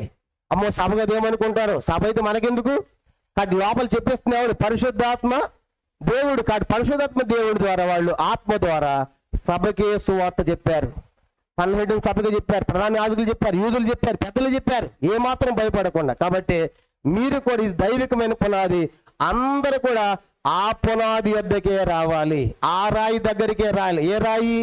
మీ తృణీకరించిన రాయి. ఏమైంది? ఆ రాయి మూలకు తలరాయి అయింది. కాబట్టి ఆ తలరాయి ఆ రాయి ద్వారానే రక్షణ తప్ప ఇంకా ఆకాశం ఏ నామం రక్షణ లేదని తేల్చేశారు. కాబట్టి 5-12 వచనాల్లో ఆ పునాది క్రీస్తే మీరందరూ కూడా ఆ పునాది వద్దకే రావాలి. మేము ఆ పునాది వద్దకు వచ్చాం, కాబట్టి మీరు కూడా రావాలి. ఈ నామములు తప్ప వేరొక నామం రక్షణ లేదు. ఎంత ధైర్యం వాళ్ళకి! అసలు మతంలో ఉన్న వాళ్ళు ఒప్పుకోరు. ఇంత ధైర్యంగా చక్కగా వాళ్ళు స్వస్థత చెప్పారు. ఏదో నజరేయుని యేసు నామములో స్వస్థత జరిగేదని చెప్పారు. స్వస్థతే కాదు, ఈ నామం రక్షణ కూడా ఇచ్చే నామం అని చెప్పేసి వాళ్ళు సువార్త ప్రకటించారు. నెక్స్ట్ తర్వాత ఏం జరిగిందంటే చూడండి, 4వ అధ్యాయం అపోస్తలుల కార్యములు 13 నుంచి 22 వచనాల వరకు ఈ సంగతి చెప్పిన తర్వాత స్వస్థత రక్షణ మూలరాయి ఆయనే, మీరు ఆయన దగ్గర రావాలని చెప్పిన తర్వాత ఏం జరుగుతుంది? 13వ వచనం అపోస్తలుల కార్యం 4:13 వారు పేతురు యోహానుల ధైర్యం చూచినప్పుడు వారి విద్యలేని పాములను గ్రహించి ఆశ్చర్యపడి వారు యేసుతో కూడా ఉండిన వారని గుర్తెరిగిరి. కాబట్టి తర్వాత 14వ వచనం ఆ స్వస్థ పొందిన మనుషుడు వారితో కూడా నిలిచినట్టు చూచి ఏమి ఎదురు చెప్పలేకపోయారు. అప్పుడు సభ వెలుపలికి పొండని వారికి ఆజ్ఞాపించి తమలో తాము ఆలోచన చేసి ఈ మనుషులు మనం ఏమి చేయదము, వారి చేత ప్రసిద్ధమైన సూచక్రియలు చేయబడుతున్నవని యెరూషలేములో కాపురం ఉన్న వారి అందరికీ స్పష్టమే, అది జరగలేదని చెప్పజాలము. ఆయన ఇది పట్టణములో ఇది ప్రజల్లో ఇంకా వ్యాపింపకుండుటకై ఇక మీదట ఈ నామను బట్టి ఏ మనుషులతోనని మీరు మాట్లాడకూడదని మనం వారిని బెదిరి పెట్టవాలని చెప్పుకొనిరి. అప్పుడు వారిని పిలిచి మీరు యేసు నామమును బట్టి ఎంత మాత్రమును మాట్లాడకూడదు, బోధింపకూడదని వారికి ఆజ్ఞాపించిరి. అందుకు పేతురు యోహాను వారిని చూచి దేవుని మాట వింటు కంటే మీ మాట వినుడు దేవుని దృష్టికి న్యాయమా? మీరే చెప్పుడి, మేము కన్న వాటిని విన్న వాటిని చెప్పక ఉండలేమని వారికి ఉత్తరం ఇచ్చిరి. ప్రజలందరూ జరిగిన దాన్ని గూర్చి దేని మహింపరుచుండిరి కనుక సభవారు ప్రజలకు భయపడి వీరిని శిక్షించి విధమేమి కనుగొనలేక వీరిని గట్టిగా బెదిరించి విడుదల చేసిరి. స్వస్థపరుచుట అను ఆ సూచక్రియ ఎవరి విషయంలో చేయబడినో వాడు 40 ఏండ్ల కంటే ఎక్కువ వయసు గలవాడు. ఇక్కడ ఇప్పుడు అందరం చూడాలి. వాళ్ళు స్వస్థత గురించి చెప్పారు, నెక్స్ట్ ఏం చెప్పారు? రక్షణ కూడా చెప్పారు. ఎంతో ధైర్యంగా. ఇప్పుడు వాళ్ళు చూస్తున్నారు, వీళ్ళకి ఎంత ధైర్యము, మాకు చెప్తారు ఆ నామం గురించి అని చెప్పేసి పేతురు యోహానుల ధైర్యమును వాళ్ళు చూసినప్పుడు ఏమని గ్రహించారంటే వీళ్ళు విద్య లేని పాములు, చేపలు పట్టేవాళ్ళు కదా, ఈ చేపలు పట్టేవాళ్ళు సభకు చెప్తారు, మాకు చెప్తారా, మీకు ఎంత ధైర్యము అని చెప్పేసి వాళ్ళు ఆశ్చర్యపోతున్నారు. ఎవరు? సభ వాళ్ళు చెప్పండి, అధికారులు ఆశ్చర్యపోతున్నారు. వీళ్ళ ధైర్యం చూసినప్పుడు ఎంత ధైర్యము. సహజంగా మనం చూడండి, చదువు లేని వాళ్ళు చదువుకున్న వాళ్ళతో మాట్లాడండి చాలా భయపడతారా లేదా? కాబట్టి చదువు లేని వాళ్ళు చదువుకున్న వాళ్ళతో మాట్లాడండి చాలా భయపడతారు, నెమ్మదిగా దీనంగా ఉంటారు, మాకేమీ రాదని. కానీ వీళ్ళు అట్లా ఉండలేదు. వీళ్ళు పెద్ద సభవారు, బాగా చదువుకున్న వాళ్ళు, వీళ్ళేమో విద్య లేని వారు వాళ్ళతో మాట్లాడుతూ ఉంటే వీళ్ళకి ఎంత ధైర్యము, మాకు చెప్తారు దాని గురించి చేసుకుని అని చెప్పేసి వాళ్ళు ఆశ్చర్యపోతున్నారు. ఆశ్చర్యపోయి వీళ్ళంతా ఎవరంటే ఆ యేసుతో ఉన్న వాళ్ళే అని గుర్తుపట్టారు. ఎవరితో ఉన్న వాళ్ళని అంతా కూడా అంటే ఈ సభ వాళ్ళందరికీ కూడా వీళ్ళు ముందు పరిచయం. ఎవరి ద్వారా పరిచయం అయ్యారు? యేసు తిరిగారు కదా 12 మంది. ఆ 12 మందే కదా వీళ్ళు పేతురు యోహానులు. ఓహో, యేసుతో ఉన్న వాళ్ళు అని చెప్పేసి గుర్తు తెచ్చుకున్నారు సభ వాళ్ళు. కనుక వీళ్ళు ఎవరంటే ఎందుకు ప్రకటిస్తున్నారంటే ఆ నామం గురించి, వీళ్ళు యేసుతో తిరిగిన వాళ్ళని చెప్పేసి వాళ్ళ ధైర్యాన్ని చూసి వాళ్ళు ఆశ్చర్యపోయారు. ఆశ్చర్యం ఏం చేస్తున్నారంట? ఆశ్చర్యపోయిన తర్వాత 14వ వచనం, ఇప్పుడు 14వ వచనం స్వస్థత పొందిన మనుషుడు వాడితో కూడా నిలిచి ఉంటా చూచి ఏమీ ఎదురు చెప్పలేకపోయారు. చూసారా? కనుక స్వస్థత కనబడుతుందా లేదా వాళ్ళ కళ్ళు ముందు? స్వస్థత వాళ్ళ కళ్ళు ముందు కనబడుతుందా లేదా? ఒకప్పుడు వాడు ఎలాంటి వాడు? కుంటివాడు బయట, ఇప్పుడు ఎక్కడ వాడు 2 కాళ్ళు నుండి నడుస్తున్నాడు. మీ కళ్ళ కనబడుతుందా లేదా ఆ సత్యము? కనబడుతుంది, కానీ దాన్ని అంగీకరించే మనసు లేదు. చూసారా? ఒక సత్యము కన్నుల ముందు ఉన్నప్పుడు కూడా దాన్ని ఏం చేయట్లేదు, అంగీకరి ఒకడు కుంటివాడు కదా, ఇప్పుడు కాళ్ళు ఉన్నాయి కదా అని సత్యము కనుక చూసింది కనబడుతున్నప్పుడు కూడా అంగీకరించే మనసు వారికి లేదు. కారణం ఏంటి? వాళ్ళు ఎక్కడున్నారు? మతములో ఉన్నారు. అదే చెప్పండి, ఎక్కడున్నారు? ఆ మతం అనేది ఆ సత్యాన్ని గ్రహించకుండా చేస్తాను. కాబట్టి ఇప్పుడు చూశారు కనుక ఇప్పుడు వద్దంటానికి కుదరదన్నామనికి ప్రధాని తిరుగుబాటు చేస్తారు. అది జరిగింది, అద్భుతం జరిగింది కదా అని ప్రధాని తిరుగుబాటు చేస్తారు. కాబట్టి ఇప్పుడు ఏం చెప్పాలో ఆలోచించుకోలేక ఏం చేశారు? పేతురుని పిలిచి మీరు కాసేపు బయటికి పోండి అన్నారు. ఏం చేశారంటే వాళ్ళు కాసేపు స్టాప్ బయటికి. పెళ్లి చూలు పోయినప్పుడు కూడా ఏం చేస్తాను, కొన్నిసార్లు వెళ్తూ ఉంటాం, రెండు పార్టీలు ఉంటాయి అన్నమాట. మా చెవులు చెబుతారు, తీసుకెళ్ళి అన్నా మేము కొంచెం మాట్లాడుకోవాలి, పోయి రండి పొండి అంటాం. ఈ టీం అంతా బయటికి పోయింది అనమాట. పోయి కాసేపు మాట్లాడుకుంటారనమాట. అమ్మాయి నచ్చాడా, అబ్బాయి నచ్చింది మాట్లాడుకున్న తర్వాత మళ్ళీ వస్తారు. వీళ్ళే ఉంటారంటే అన్న మాకు కూడా టైంగా ఉంటారు, వీళ్ళు కూడా పంపిస్తాం. వీళ్ళు పోయి మాట్లాడుకుని వస్తారనమాట. తర్వాత కూర్చొని ఫైనల్ చేస్తాం. ఇప్పుడు ఈ సభ వాళ్ళు కూడా ఏం చేస్తున్నారంటే వీళ్ళు ఆలోచించుకోవడం, స్వస్థపత కూడా ఎదురుగా ఉన్నాడు, కాదని చెప్పలేము, ఏం చేద్దామని పేతురు కాసేపు బయట పంపించండి, బయట పంపించారు. ఏం చేద్దాము, ఇది జరిగింది నిజమే కదా అని వాళ్ళు వాళ్ళ లోపల గుసగుసలు జరుగుతా ఉన్నాయి. ఏం చేస్తున్నారు చూడండి, ఏమన్నా వాళ్ళు మాట్లాడుకుంటున్నారు.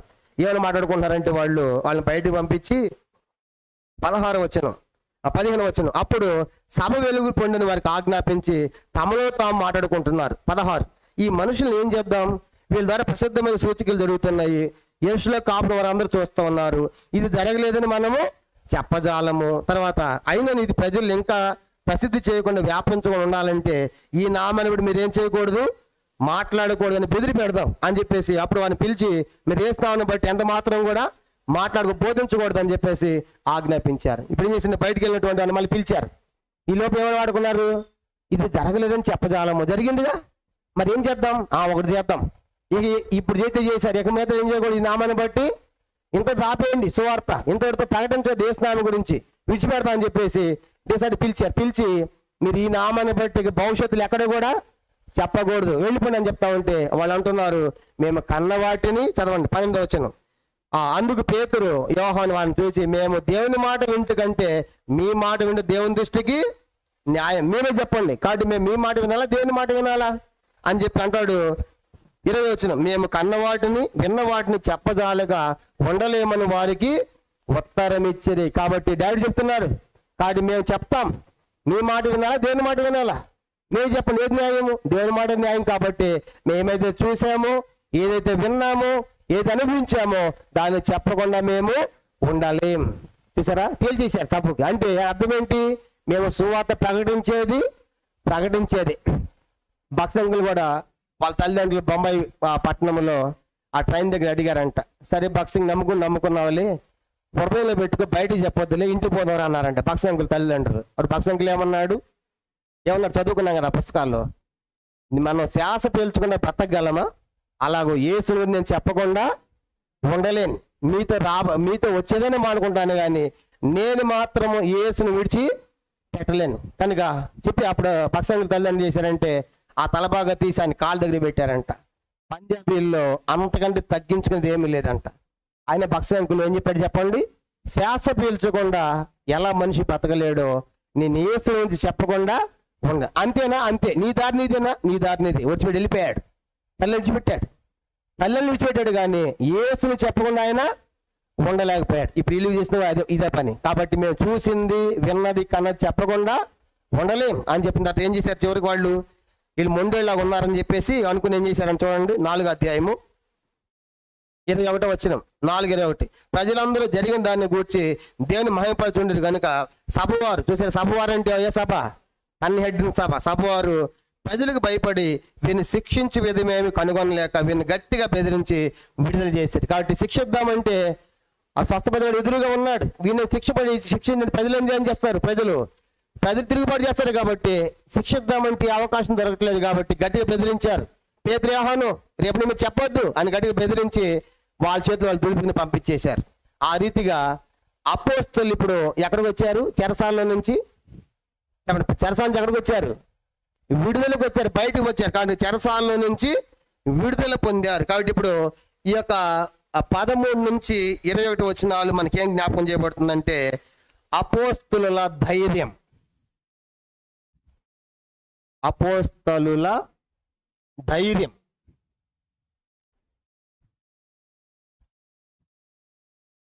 చూసారా? కనుక ఎంత ధైర్యంగా సభ వాళ్ళకి చెప్పారని సువార్త, ఏ మాత్రం జంకకుండా భయపడకుండా మీరు ఆ నామం గురించి, రక్షణ గురించి ప్రకటించారు. తర్వాత మీరు చెప్పొద్దు అంటే ఏం చేశారు చెప్పండి? మేము చెప్పకుండా ఉండలేం అన్నారు. దానికి దానియేలు కూడా నెల రోజులు ప్రార్థన చేయొద్దంటే దానియేలు ఆపాడు ప్రార్థన. ఈ నెల రోజులు ఈ యొక్క రాజు తప్ప ఎవరు ప్రార్థన చేయకూడదు. దానియేలు ఏం చేశాడు?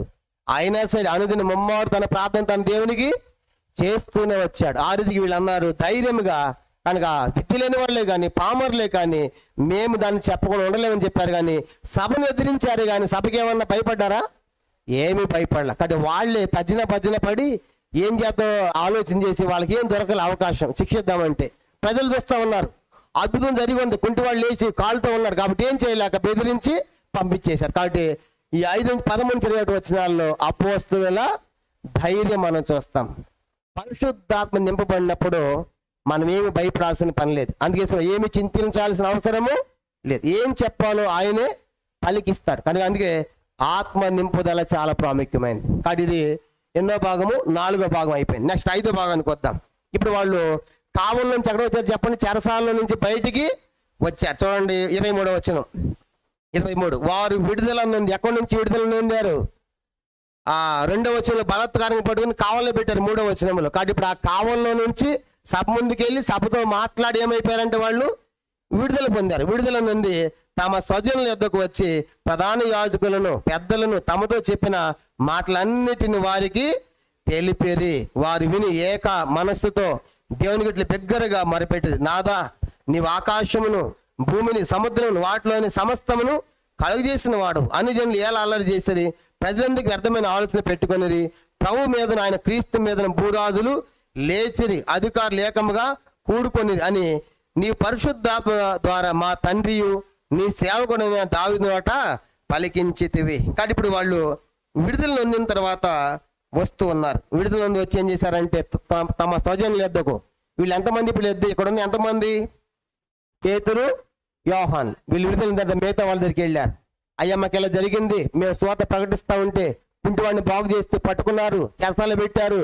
మరుసటి రోజు సభ వచ్చింది, సభ మాట్లాడింది, వాళ్ళకి స్వాత చెప్పాము, కనుక విడుదల వచ్చామని చెప్పగానే ప్రభు ఎంత గొప్ప కార్యం చేశామని దేవుని ఏం చేశారంటే వాళ్ళు స్తుతిస్తూ ఉన్నారు. చూడండి, స్తుతించారు. మొట్టమొదట ప్రార్థన కాదు. 24వ వచనం, వారు ఏక మనస్సుతో దేవునికి ఇట్లా బిగ్గరగా మొరపెట్టి, నాదా నీవు ఆకాశమును భూమిని సముద్రమును వాటిలోని సమస్తమును కలుగజేస్తామని చెప్పేసి దేవుణ్ణి వాళ్ళు స్తుతిస్తూ ఉన్నారు. స్తుతించి ఏం చేస్తున్నారంట? దేవుని స్తుతిస్తూ ప్రార్థనగా ఈ మాట రాయబడి 25వ వచనం, అన్ని జనులు అల్లరి చేసిరి, ప్రజలందుకు వ్యర్థమైన ఆలోచనలు పెట్టుకొని ప్రభు మీదను ఆయన క్రీస్తు మీదను భూరాజులు లేచిరి, అధికారులు ఏకముగా కూడుకొనిరి అని నీవు పరిశుద్ధాత్మ ద్వారా మా తండ్రి నీ సేవకుడైన దావీదు నోట పలికించితివి. ఈ కీర్తన ఎక్కడ రాయబడింది చెప్పండి? ఎన్నో కీర్తన? 2వ కీర్తన. చెప్పండి ఎన్నో కీర్తన అంట?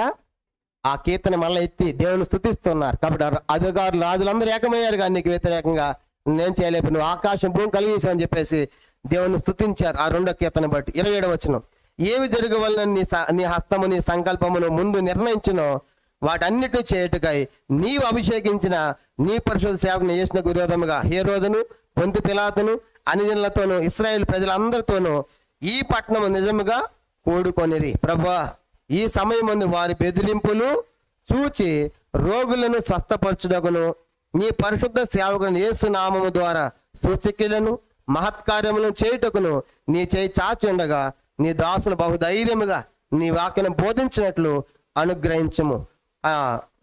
వారు ప్రార్థన చేయగానే వారు కూడిన చోటు కంపించును. అప్పుడు వారందరూ పరిశుద్ధాత్మతో నిండిన వారై దేవుని వాక్యమును ధైర్యముగా బోధించిరి. ఈ భాగం మనకేం తెలియజేస్తుందంటే, ఒకటి వాళ్ళు ప్రార్థన చేసే పద్ధతి, ఎట ప్రార్థన చేస్తున్నారు? నువ్వు ఆకాశం భూమిని కలుగజేసి అని దేవుణ్ణి స్తుతిస్తూ ప్రార్థన చేస్తున్నారు. కాబట్టి మనం కూడా ప్రార్థన ఎలా చేయాలంటే, ప్రార్థనలో మొదట ఏముండాలి? దేవునికి స్తుతి ఉండాలి, దేవుని స్తుతించాలి. కనుక దేవుని స్తుతి, అందుకే ఫిలిప్పీయులకు అంటాడు కదా, మీరు ప్రార్థన చేసే ప్రతి విషయం కృతజ్ఞతాస్తుతులు చెల్లిస్తూ కానీ మనం ప్రార్థన చేయాలన్నమాట. ఫిలిప్పీ 4వ అధ్యాయం లేదంటాడు కదా. కాబట్టి మీరు దేని గురించి చింతపడండి, ప్రతి విషయం కృతజ్ఞతాపూర్వకంగా మీ విన్నపాలు దేవునికి. కాబట్టి విన్నపాలకు ముందు ఏముండాలి? కృతజ్ఞత ఉండాలి, దేవునికి స్తుతి ఉండాలి, థ్యాంక్స్ చెప్పాలి. కాబట్టి ఇప్పుడు వీళ్ళు కూడా దేవుని ఏం చేస్తారంటే స్తుతిస్తూ ఉన్నారు, ప్రార్థన చేస్తూ ఉన్నారు. ప్రార్థన చేసి, అయ్యా నీ కోసం అందరూ ఏకమయ్యారు. కనుక ఎవరెవరంట? ఆ హేరోదు, పిలాతు, అన్ని జనులు, ఇస్రాయేలు అందరూ ఏకమై కూడుకున్నారు. కానీ కూడుకుని ఆ రోజు బెదిరించారు, ఈ రోజు కూడా ఏం చేస్తున్నారు? 29 వచ్చిన, ప్రభువా ఈ సమయం ముందు వారి బెదిరింపులు చూచి. బెదిరించారా లేదా? వెళ్ళి ఏమని బెదిరించారు? ఇక మీదట ఈ నామాన్ని బట్టి ఎక్కడ మీరు సువార్త ప్రకటించ బెదిరించారు. కాబట్టి బెదిరింపులు చూశారని చెప్పేసి దేవునికి ప్రార్థన చేస్తున్నారు. ఆ తర్వాత 30వ వచనంలో ప్రార్థన ఏమని, 30వ వచనం ఏమని ప్రార్థన చేస్తున్నారు? 30వ వచనం చదవండి. రోగులను స్వస్థపరచుటకును నీ పరిశుద్ధ సేవకుని యేసు నామము ద్వారా సూచక్రియలను మహత్కార్యములను చేయుటకును నీ చేయి చాచి ఉండగా నీ దాసులు బహుధైర్యముగా నీ వాక్యం బోధించినట్లు అనుగ్రహించము. వారు ప్రార్థన చేయగానే వారి కూడిన చోటు కంపించినప్పుడు వారందరూ పరిశుద్ధాత్మతో నిండిన వారై ఆ దేవుని వాక్యం ధైర్యముగా బోధించిరి. కానీ ఇప్పుడు వాళ్ళు ప్రార్థన స్తుతిస్తూ ప్రార్థన చేస్తున్నారు. ఏమని ప్రార్థన చేశారు? బెదిరింపులు చూసి ప్రార్థన చేస్తున్నారు. ఇక్కడ ప్రశ్న ఏంటంటే, సమస్యలు రాకూడదని ప్రార్థన చేయకూడదు. చెప్పండి, వీళ్ళు సమస్యలు రాకూడదని ప్రార్థన చేస్తున్నారా? సమస్య వద్దని ప్రార్థన చేయకూడదు. కనుక సమస్యలోంచి తప్పించుకోవడానికి మార్గము కలుగు చేయమని వాళ్ళు చేసే ప్రార్థన అదే కదా. కనుక వాళ్ళు నీ వాక్యం మేము బోధించాలి, కనుక సూచక మహత్కార్యాలు జరగాలి, అద్భుతాలు జరగాలి, కనుక సమస్యలు వస్తాయినప్పుడు కూడా మేము ధైర్యంగా బోధించాలి. అంటే అర్థం ఏంటంటే, సమస్యలు వద్దు అని ప్రార్థన చేయకూడదు. చెప్పండి, ఏం చేయాలంటే మనం సమస్యలు బెదిరింపులు వద్దని ప్రార్థన చేయకూడదు. కనుక బెదిరింపులు వద్దని, తర్వాత సమస్యలు వద్దని ప్రార్థన చేయకూడదు. మన ప్రార్థన ఎట్లా ఉండాలంటే, ఆ సమస్యలు రావాలి, కానీ వాటిలో మనం ఏం చేయాలి? తట్టుకోవాలి. అందుకే వారు కూడా ప్రార్థనలో సిలువ దగ్గర ఏమంటాడు? మొట్టమొదట ఆ పాత్ర తీసుకున్నాడు. ఆ పాత్రలో శ్రమ అంతా కనపడుతుంది. తండ్రి నీ చిత్తమే దిగిన నా యుద్ధ నుండి వాళ్ళకంటే శ్రమ నుండి విడిపించమన్నాడు మానవ మాత్రుడిగా. మళ్ళా దైవ కుమారుడిగా ఉన్నాడు. నా ఇష్టము నీ చిత్తమే సిద్ధించునుగా, కానీ ఆ శ్రమకి అప్పగించుకున్నాడు. అందుకే మనం కూడా శ్రమలు రాకూడదని ప్రార్థన చేయకూడదు. చెప్పండి, ఏం ప్రార్థన చేయకూడదని? మనము శ్రమలు రాకూడదని ప్రార్థన చేయకూడదు, కానీ శ్రమలో తట్టుకునేటువంటి శక్తి మాకు దయచే ప్రభాని చేయాలి. కాబట్టి చాలాసార్లు మనము అట్లా చేస్తాం, కనుక శ్రమలు వద్దని. కానీ యేసు ప్రభు అట్లా ప్రార్థన చేయలేదు. యేసు వారు చేసే ప్రార్థన ఏంటంటే, దాన్ని తట్టుకునే శక్తి పొందాలి. కాబట్టి అందుకే అన్నాడు, మీకు శోధనలు వస్తాయి, కానీ శోధనలు తప్పించుకునే మార్గాన్ని కూడా నేను మీకు, అంటే శోధన వద్దంటే ఎట్లాగు, కనుక శోధనే వద్దంటే కుదరదు, కానీ వస్తాయి. కనుక శోధనలో మనం ఏం చేయాలంటే తప్పించుకునే మార్గం కోసం ప్రార్థన చేయాలి. శ్రమను వద్దని కాదు, శ్రమను తప్పించుకునే మార్గం కావాలి. సమస్యలు వద్దని కాదు, కనుక సమస్యలు వస్తాయి, కానీ సమస్యలు తప్పించుకునే మార్గం కావాలని ప్రార్థన చేసినప్పుడు ఆ ప్రార్థన జవాబు ఎట్లా వచ్చింది? 31 వచనం. వారు ప్రార్థన చేయగానే వారి కూడిన చోటు కంపించెను. అంటే అర్థం ఏంటి? దేవుడు వారి ప్రార్థనకు జవాబు ఇచ్చాడు. దేవుడు ఎట్లా వచ్చాడు? అగ్నితో వచ్చాడు, బలమైన గాలితో వచ్చాడు, శబ్దాలతో వచ్చాడు. ఇలా మనం బైబిల్లో చూస్తాం. కాబట్టి ఇప్పుడు వాళ్ళు ప్రార్థన చేయగానే భూమి కంపించింది. అర్థం ఏంటంటే, దేవుడు నేను మీతో ఉన్నాను, కాబట్టి మీరు ధైర్యం వాక్యాన్ని బోధించండి అని దేవుడు వాళ్ళకి ఆ ధైర్యం అభిమించినట్టుగా మనం చూస్తాం. కాబట్టి 23 నుంచి 31 వచనాలు మనకి ఏం అర్థం అవుతుందంటే, ధైర్యం పొందిన శిష్యులు ఏం పొందారంట? ధైర్యం పొందిన శిష్యులు. కానీ ఇప్పుడు ప్రార్థన చేయగానే ఏం జరిగిందంట? 31 వాడు దేవుని వాక్యం ధైర్యముగా బోధించి. ఇప్పుడు వాళ్ళకి భయం లేదు. ఇక ప్రార్థన చేస్తే భూమి కంపించిందని అర్థం ఏంటంటే, దేవుడు మాతో ఉన్నాడు, కాబట్టి మేము భయపడాల్సిన పని లేదు. కనుక ధైర్యం పొందిన శిష్యులు. కాబట్టి ఈ 22 నుంచి 31 వచనం వరకు వాళ్ళు పొందిన ధైర్యాన్ని మనం చూస్తాం. ఎట్లా పొందారు ఈ ధైర్యము? దేవుని స్తుతిస్తూ ప్రార్థన చేస్తూ, ప్రార్థన ద్వారా దేవుడు వాళ్ళకి జవాబు ఇచ్చుడు ద్వారా వాళ్ళు గొప్ప ధైర్యాన్ని పొందారు. కాబట్టి దేవుని వాక్యాన్ని ధైర్యంగా బోధిస్తూ ఉన్నారు. కాబట్టి ఏ మాత్రం భయపడటం లేదు. కాబట్టి 31 వచ్చిన వరకు ఆ భాగము ధైర్యం పొందిన శిష్యులుగా మనకు అర్థమవుతుంది. నెక్స్ట్ అది కూడా చూసి ఈరోజు మనం ముగిద్దాం. 32 వచనం చూడండి. 32 వచనం. విశ్వసించిన వారందరూ ఏక హృదయమును ఏకాత్మీయ గలవారే ఉండి ఎవడు తనకు కలిగిన వాటిలో ఏది తనదని అనుకొనలేదు. వారు కలిగినది అంతయు వారికి సమిష్టిగా ఉండెను. ఇదిగాక అపోస్తులు బహుబలముగా ప్రభువైన యేసు పునరుత్థానం గురించి సాక్ష్యం ఇచ్చిరి. దైవకృప అందరి యందు అధికముగా ఉండెను. భూములైనను ఇండ్లైనను కలిగిన వారందరూ వాటిని అమ్మిని వెల తెచ్చి అపోస్తుల పాదం మీద పెట్టుచూ వచ్చిరి. వారు ప్రతి వానికి వాని అక్కర కొలది పంచిపెట్టిరు కనుక వారిలో ఎవరికి కొదువ లేకపోయేను. కుప్రంలో పుట్టిన లేవీయుడగు యేసేపును ఒకడు ఉండెను. ఇతనికి అపోస్తులు హెత్తలిగా పుత్రుని అర్థమిచ్చు బర్నబాను పేరు పెట్టి ఉండేది. ఇతడు భూమి గలవాడై ఉండి దాన్ని అమ్మి దాని వెల తెచ్చి అపోస్తుల పాదం వద్ద పెట్టాను. కాబట్టి ఇప్పుడు ధైర్యం పొందిన తర్వాత ఎట్లా ఉందంటే 32వ వచనంలో ఆ సంఘం ఎట్లా ఉంది? విశ్వసించిన వారందరూ అంటే సంఘమంతా, అపోస్తులు సంఘమంతా విశ్వసించి నమ్మిన వారందరూ కూడా ఏకాత్మయు ఏక హృదయం గలవారై ఉండి ఎవడో తనకు కలిగిన వాటిలో ఏది తనదని అనుకొనలేదు. వారు కలిగినది అంతయు సమిష్టిగా ఉండెను. చూసారా, సంఘం అంతా ఆరంభ సంఘం ఎట్లా ఉందంటే అందరు ఏకాత్మ ఏక హృదయం. చెప్పండి ఎట్లా ఉందంటే అందరూ కూడా ఏకాత్మ ఏక హృదయం. వారు కలిగిన నాకెంత ఆస్తి అనుకోవట్లేదు. అందరూ ఒక దగ్గర పెట్టి ఇదంతా మనది సమిష్టిగా పెట్టారు. ఆరంభ సంఘం అలా ఉంది. చూసారా, అంతా కలిగిందంతా తీసుకొచ్చి ఒక దగ్గర పెట్టారు. ఈ నెల సంఘాలు ఎట్లా ఉన్నాయంటే మాకు ఇన్ని కోట్లు ఉన్నాయి, మాకు ఇన్ని లక్షలు అని చెప్పేసి ఎవరు వాళ్ళు పెట్టుకుంటున్నారు. కానీ ఆరంభ సంఘం ఏం చేసిందంటే అంతా ఒక దగ్గర పెట్టారు. ఒక దగ్గర పెట్టి మనం సేవ చేద్దాం. ఎందుకంటే వాళ్ళకి డబ్బు మీద మనసు లేదు. ఇదేని మీద కింద వచ్చిన చూడండి, ఎందుకు సమిష్టిగా పెట్టుకున్నారు? వాళ్ళ గురి ఏంటి? డబ్బు కాదు. ఏంటంటే వాళ్ళ గురి 33 ఇదిగాక అపోస్తులు బహు బలముగా ప్రభు అయిన యేసు పునరుత్థానం గురించి అది ముఖ్యమైనది. కాబట్టి వీళ్ళ టార్గెట్ గురి ఏంటంటే ఆయన పునరుత్థానం చెప్పాలి. కనుక నాకెంత ఉంది అని చెప్పి ఈ డబ్బు కాదని చెప్పేసి ఈ డబ్బంతా సమిష్టిగా పెట్టారు. తిమోతి చెప్పేవాడు హెబ్రోన్లో తిమోతి దినాల్లో ఒక సంగతి చెప్పాడు. ట్రైనింగ్ ఉన్నప్పుడు తిమోతి వాళ్ళు ఆ ట్రైనింగ్ ఉన్నప్పుడు సంగతి బాక్సంకులం దినాల్లో హెబ్రోన్ ఆరంభ దినాల్లో అంకులం 1964 ఆ టైంలో సేవకు వచ్చినప్పుడు హెబ్రోన్లు అంట ఉన్నటువంటి సేవకులందరూ కూడా ఎవరి పెట్లు వాళ్ళకు ఉండేవి. ఆ పెట్లు తాళాలు కూడా వేసుకునేవాళ్ళు కాదంట సేవకులందరూ కూడా. ఎవరి పెట్టి వాళ్ళకి. ఇప్పుడు పోయి చూడండి అందేమంట అన్నిటికీ తాళాలు అనమాట. అప్పుడు తాళాలు లేకుండా ఎట్లా ఉండేవాళ్ళంటే ఆ సేవ ఆరంభ దినాల్లో చూసేవాళ్ళంట. ఎవరికన్నా 2 జతలు బట్టలు వచ్చినాయి అనుకోండి, అయ్యో పలాని వ్యక్తి బట్టలు అని చెప్పేసి ఈ వ్యక్తి అనుకుని డైరెక్ట్ కూడా కనబడినట్టు ఇచ్చేవాడు కాదంట. నాకు 2 వచ్చి తీసుకోరా ఎందుకు మళ్ళీ నువ్వు ఇచ్చి అనుకుంటాడు కదా అని అనుకోకుండా ఈ 2 జతల బట్టలు వచ్చినటువంటి ట్రైనింగ్ సేవకుడు ఏం చేసేవాడంటే ఈ బట్టలు తీసుకెళ్ళి అతను లేకుండా ఉన్నప్పుడు అతని పెట్టి మీద పెట్టేవాడంట. ఈ పక్క పెట్టి ఎవరికైతే 2 జతలు వచ్చినాయో, ఎవరికైతే లేకుండా ఒక జత వేసుకుంటున్నాడో ఏం చేసేవాడు? ఆయన కనపడకుండా ఆయనకు తెలియకుండా పోయి ఆయన పెట్టి మీద పెట్టేవాడు అనమాట. వచ్చిన ఎవరు తెలిసేది కాదు. ఇదైనా చూడండి, పెట్టి మీద పెడితే అమ్మో బయట ఉండి ఎత్తుకుపోతున్నారు. ఈ పెట్టి మీద పెట్టి ఉంటాయి. ఆరంభ నెల అట్లా ఉన్నారు. సమిష్టి సంఘం అంటే ఏంది? ఇదంతా మనది. కాబట్టి అరే నాకు ఇన్ని ఉన్నాయి కదా అతను లేవని చెప్పేసి తీసుకుపోయి ఆ పెట్టి మీద పెట్టేవాళ్ళు అనమాట. ఆయన ప్రార్థన చేసుకుని ఎవరు పంపించారు? ఇది నాకు పక్క ఆయన కాదు, ఎవరు పంపించారు? దేవుడి. అట్లా ఉండేదన్నమాట. అది ఆరంభ సంఘం. అలాంటి దినాలు హెబ్రోన్లో. కనుక అంకుల్ చెప్పేవాడు అట్లా ఒకరికి ఒకరు ఏం చేసేవాళ్ళు అంటే లేనప్పుడు షేర్ చేసుకునేవాళ్ళు, సహాయపడుకునేవాళ్ళు. కనుక మళ్ళీ నేను చెప్పాను చెప్పడం కాదు. ఇదలా మనం ఇచ్చానుకో అప్పుడు జతలు పెట్టానుగా అని అంటే ఇప్పుడైతే మనం అది కూడా వద్దని చెప్పి ఏం చేసేవాళ్ళు వాళ్ళు ఎవరు పెట్టారో కూడా తెలిసేది కాదు. ఆరంభం అట్లా. ఈ సంఘం కూడా ఆరంభం ఎట్లా ఉందంటే అందరు ఏకాత్మ ఏక హృదయం. తర్వాత ఉన్నదంతా ఏంటంట నీకు అంత అమ్మి అక్కడ ఒక దగ్గర పెట్టి ఇదంతా ఎవరిది? నాది ఇంత అనొద్దు, అంతా మనది అని చెప్పాలి. ఏంటని చెప్పాలి? అంతా కూడా సమిష్టి ఉండమని అది అనమాట. సమిష్టిగా ఉంది. కారణం ఏంటి? ఈ డబ్బు మీద వాళ్ళకి మనసు కాదు. దేని మీద మనసు?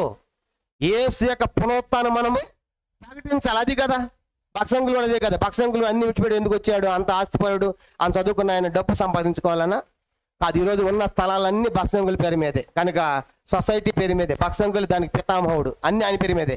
ఏదైతే వద్దనుకున్నాడో అన్ని ఆయన పేరు మీద ఉన్నాయి. ఈరోజు భక్సంకులు లక్షల కోట్లాధికారం చెప్పాలి. ఇన్ని ప్రాపర్టీస్ అన్ని ఎవరి? భక్సంకులే. ఏది వద్దనుకున్నాడో ఆయన హెచ్చించాడు. కాబట్టి అన్ని ఆయన పేరు మీద ఉన్నాయి. ఈ దినాలు ఆడి కోసం మనం కొట్లాడుకుంటున్నాం. కానీ ఆరంభ సంఘం ఏంటంటే ఆ డబ్బు మీద లేదు, అధికారాల మీద లేదు. అవన్నీ పక్కన పెట్టి సమిష్టిగా పెట్టుకుని ఏం చేయాలి? మనము సువార్త ప్రకటించాలి, పునరుత్థానం ప్రకటించాలి. ఏం చేస్తాను చూడండి.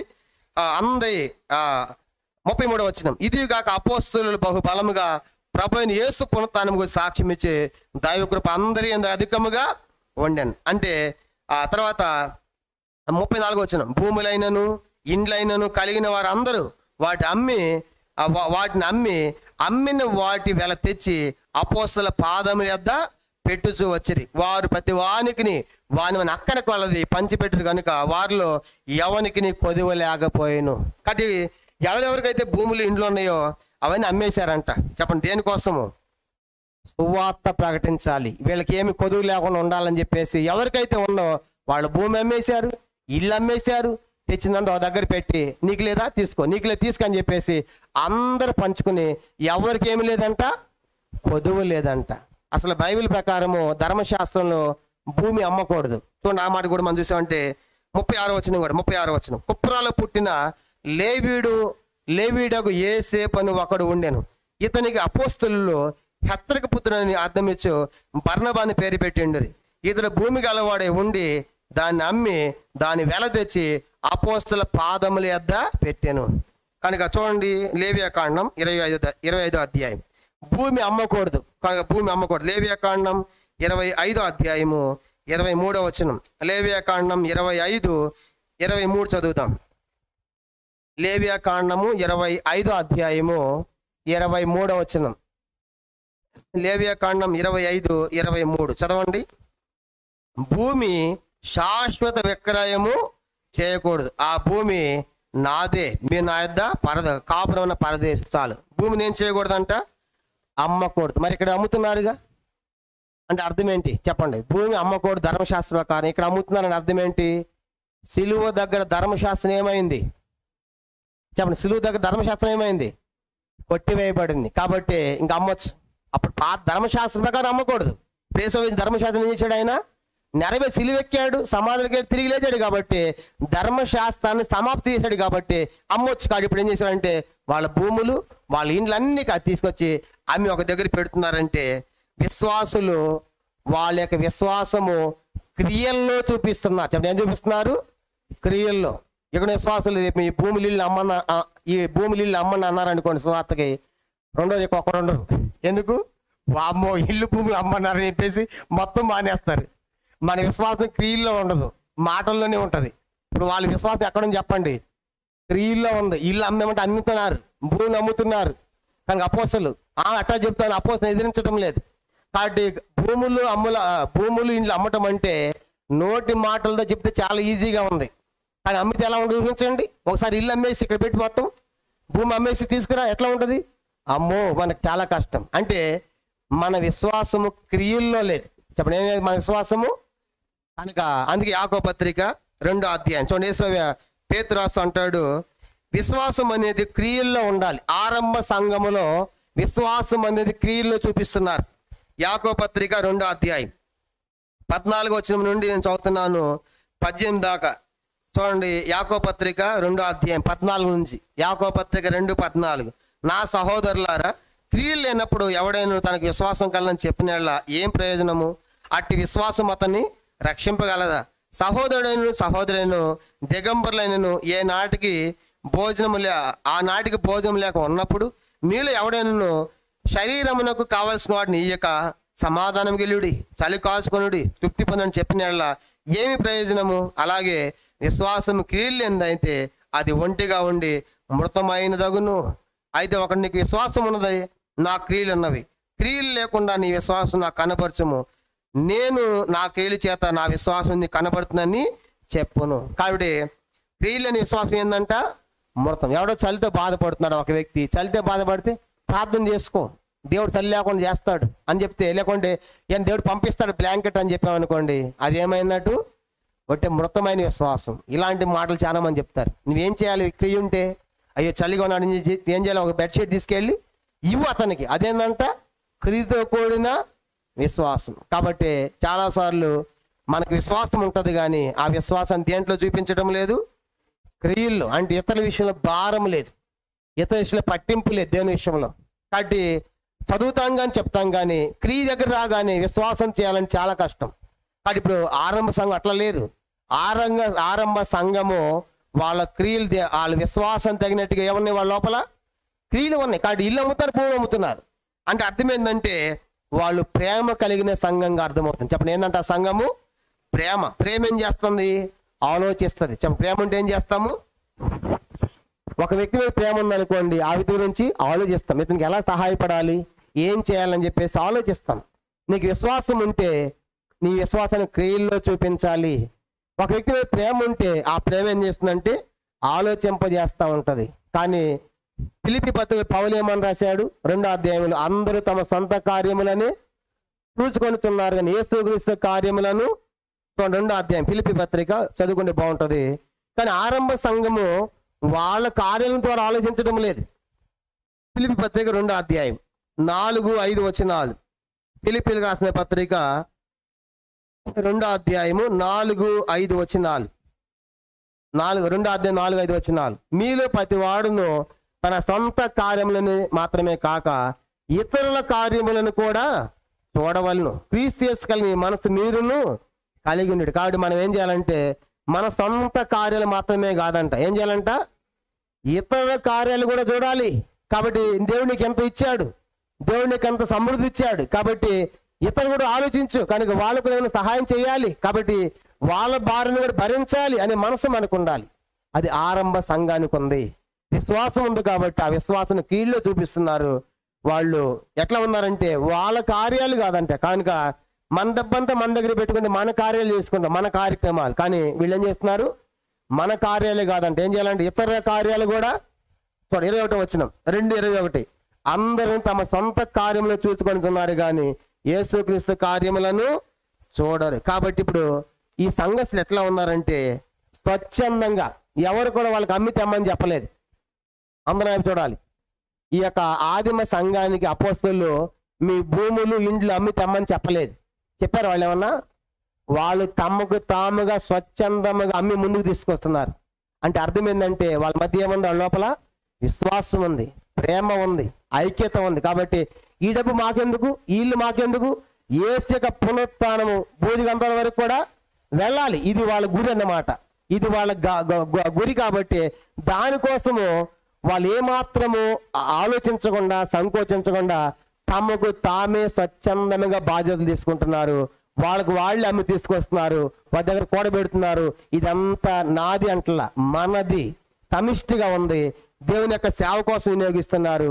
కాబట్టి ఎవరికైతే లేదో వాళ్ళకి పంచిపెడుతున్నారు. అంటే ఆదిమ సంఘము ఈ రోజున సంఘాలన్నిటికి కూడా ఒక మాదిరికరమైన పాఠం నేర్పిస్తుంది. ఏంటంటే మనం కూడా ఎట్లా ఉండాలి? మన సంఘం కూడా ప్రేమ ఐక్యతలు కలిగిన సంఘం. కాబట్టి 6వ భాగము ప్రేమ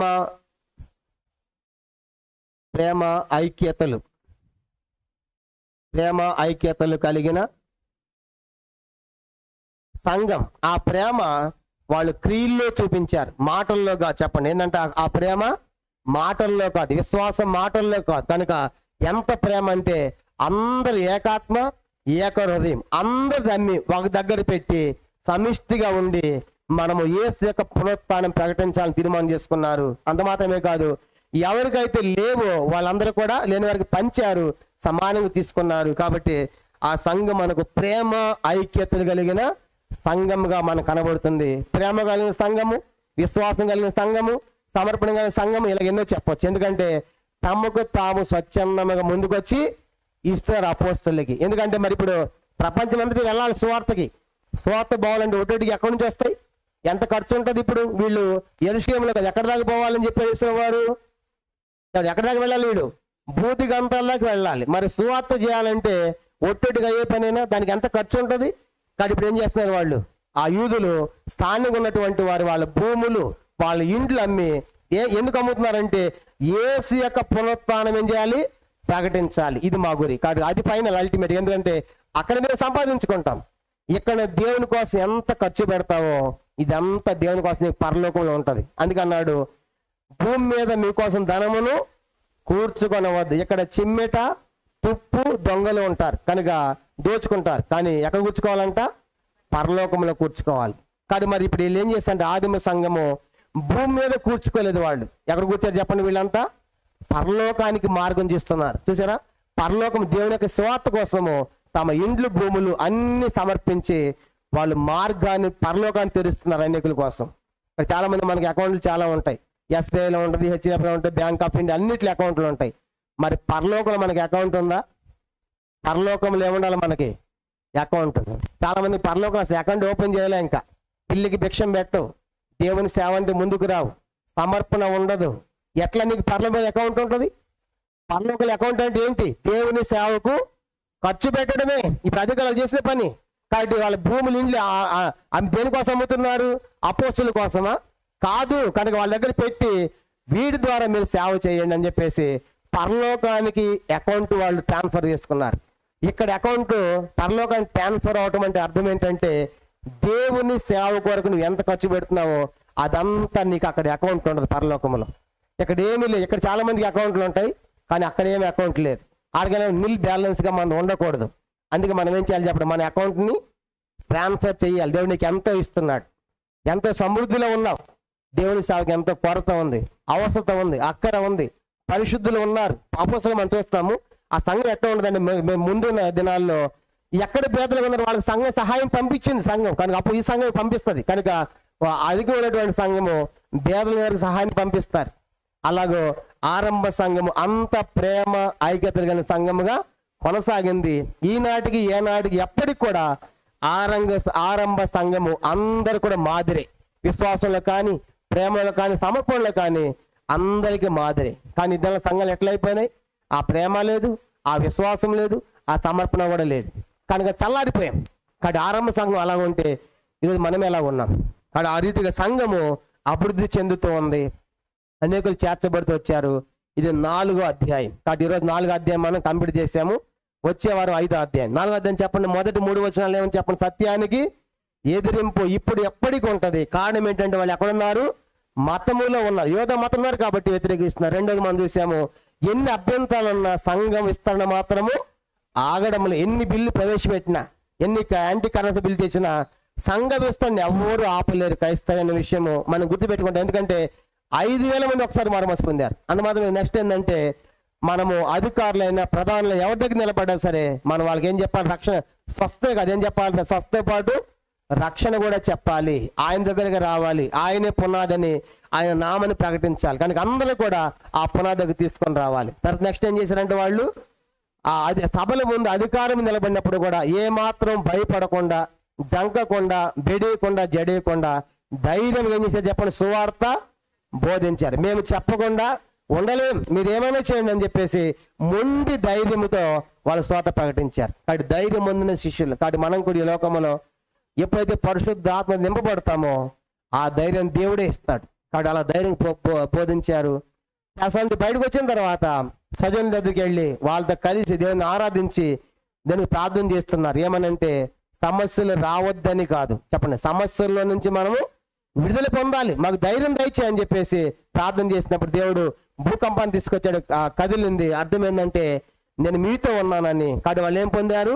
ఆ ప్రార్థన ద్వారా ధైర్యాన్ని పొందారు. అలా ధైర్యం పొందినటువంటి ఆ సంఘము ఏకాత్మ కలిగి, ఏక మనస్సు కలిగి, తమకున్న ఆస్తి అంతా కూడా సమిష్టిగా పెట్టి, ఒక్కటిగా ఉండి కనుక పునరుత్థానం ప్రకటిస్తున్నారు. చివరికి నాదని ఎవరు అనుకోలేదు. ఇది నాది అంటలా, ఎంతేసం అంటలా మేము. కాబట్టి నేను ఎంత ఇచ్చాను అంటలా, సమిష్టిగా పెట్టారు. చివరికి వాళ్ళు చేసిన పని ఏంటంటే నాది అని అనకుండా ఎవరికి కొరతగా ఉందో వాళ్ళకి అక్కడ పనిచేశారు. అలా ప్రేమ ఐక్యతలతో ఈ సంఘము కొనసాగుతూ ఉంది. ఇది 4వ అధ్యాయం. వచ్చేవాళ్ళ ప్రభు చిత్తం అయితే 5వ అధ్యాయాన్ని మనం చూస్తాము. ప్రార్థన చేసుకుంటాం. మోకరించండి. ప్రార్థన. ఈ వాక్య వెలుగులో మన జీవితాలు కూడా ఒకసారి మనం పరీక్ష చేసుకుంటాం. మన సత్యాన్ని ప్రకటించినప్పుడు మతాన్ని బట్టి ఎదిరింపు ఎప్పుడూ ఉంటుంది, కానీ సత్యము సంఘము విస్తరణ జరుగుతూనే ఉంటుంది. అంత మాత్రమే కాదు, మనము అనేకులకు యేసు ప్రభు ద్వారా స్వస్థత ఉంది అని చెప్తే ఎంతోమంది, దానికంటే ప్రాముఖ్యమైనది రక్షణ గురించి కూడా చెప్పాలి. కొన్నిసార్లు అడుగుతారు, యేసు ప్రభు బాగు చేస్తారంటే కదా. అడిగినప్పుడు మనం చెప్పాలి, బాగు చేయటమే కాదు ఆయన రక్షించడం కూడా చెప్పాలి. ప్రతి మీటింగ్లో, ప్రతి స్థలంలో కూడా మనము స్వస్థతతో పాటు రక్షణ కూడా చెప్పాలి. అంత మాత్రమే ధైర్యంగా చెప్పాలి. అంత మా దేవుని స్తుతిస్తూ ప్రార్థన చేయాలి. దేవుని ద్వారా ధైర్యాన్ని పొందాలి. సంఘములో మనము ఏకాత్మ కలిగి, ఏక మనస్సు కలిగి, సమర్పణ కలిగి, విశ్వాసముతో కూడిన క్రియలు కలిగి ఆరంభ సంఘంలాగా ఉండాలి. ఎదుటి వారికి సహాయపడే ఆలోచించాలి. ప్రేమతో ఎవరు అక్కర్లో ఉన్నారో, కొరతలో ఉన్నారో వారికి సహాయపడాలని ఆలోచించింది ఆరంభ సంఘం. ఈనాడు సొంత కార్యాలు చూసుకుంటున్నాం, కానీ ప్రతివాడు సొంత కార్యమే కాదు, ఇతరుల కార్యాలు కూడా చూడాలి, దేవుని కార్యాలు కూడా చూడాలి. అటు ఆ ప్రేమ లోపించింది మనలో. కాబట్టి స్వార్థం వచ్చేసింది. నేను, నా భార్య, నా పిల్లలు, మాది, మా డబ్బు ఇలా వచ్చేసింది. కాబట్టి సంఘ విస్తరణ జరగడం లేదు.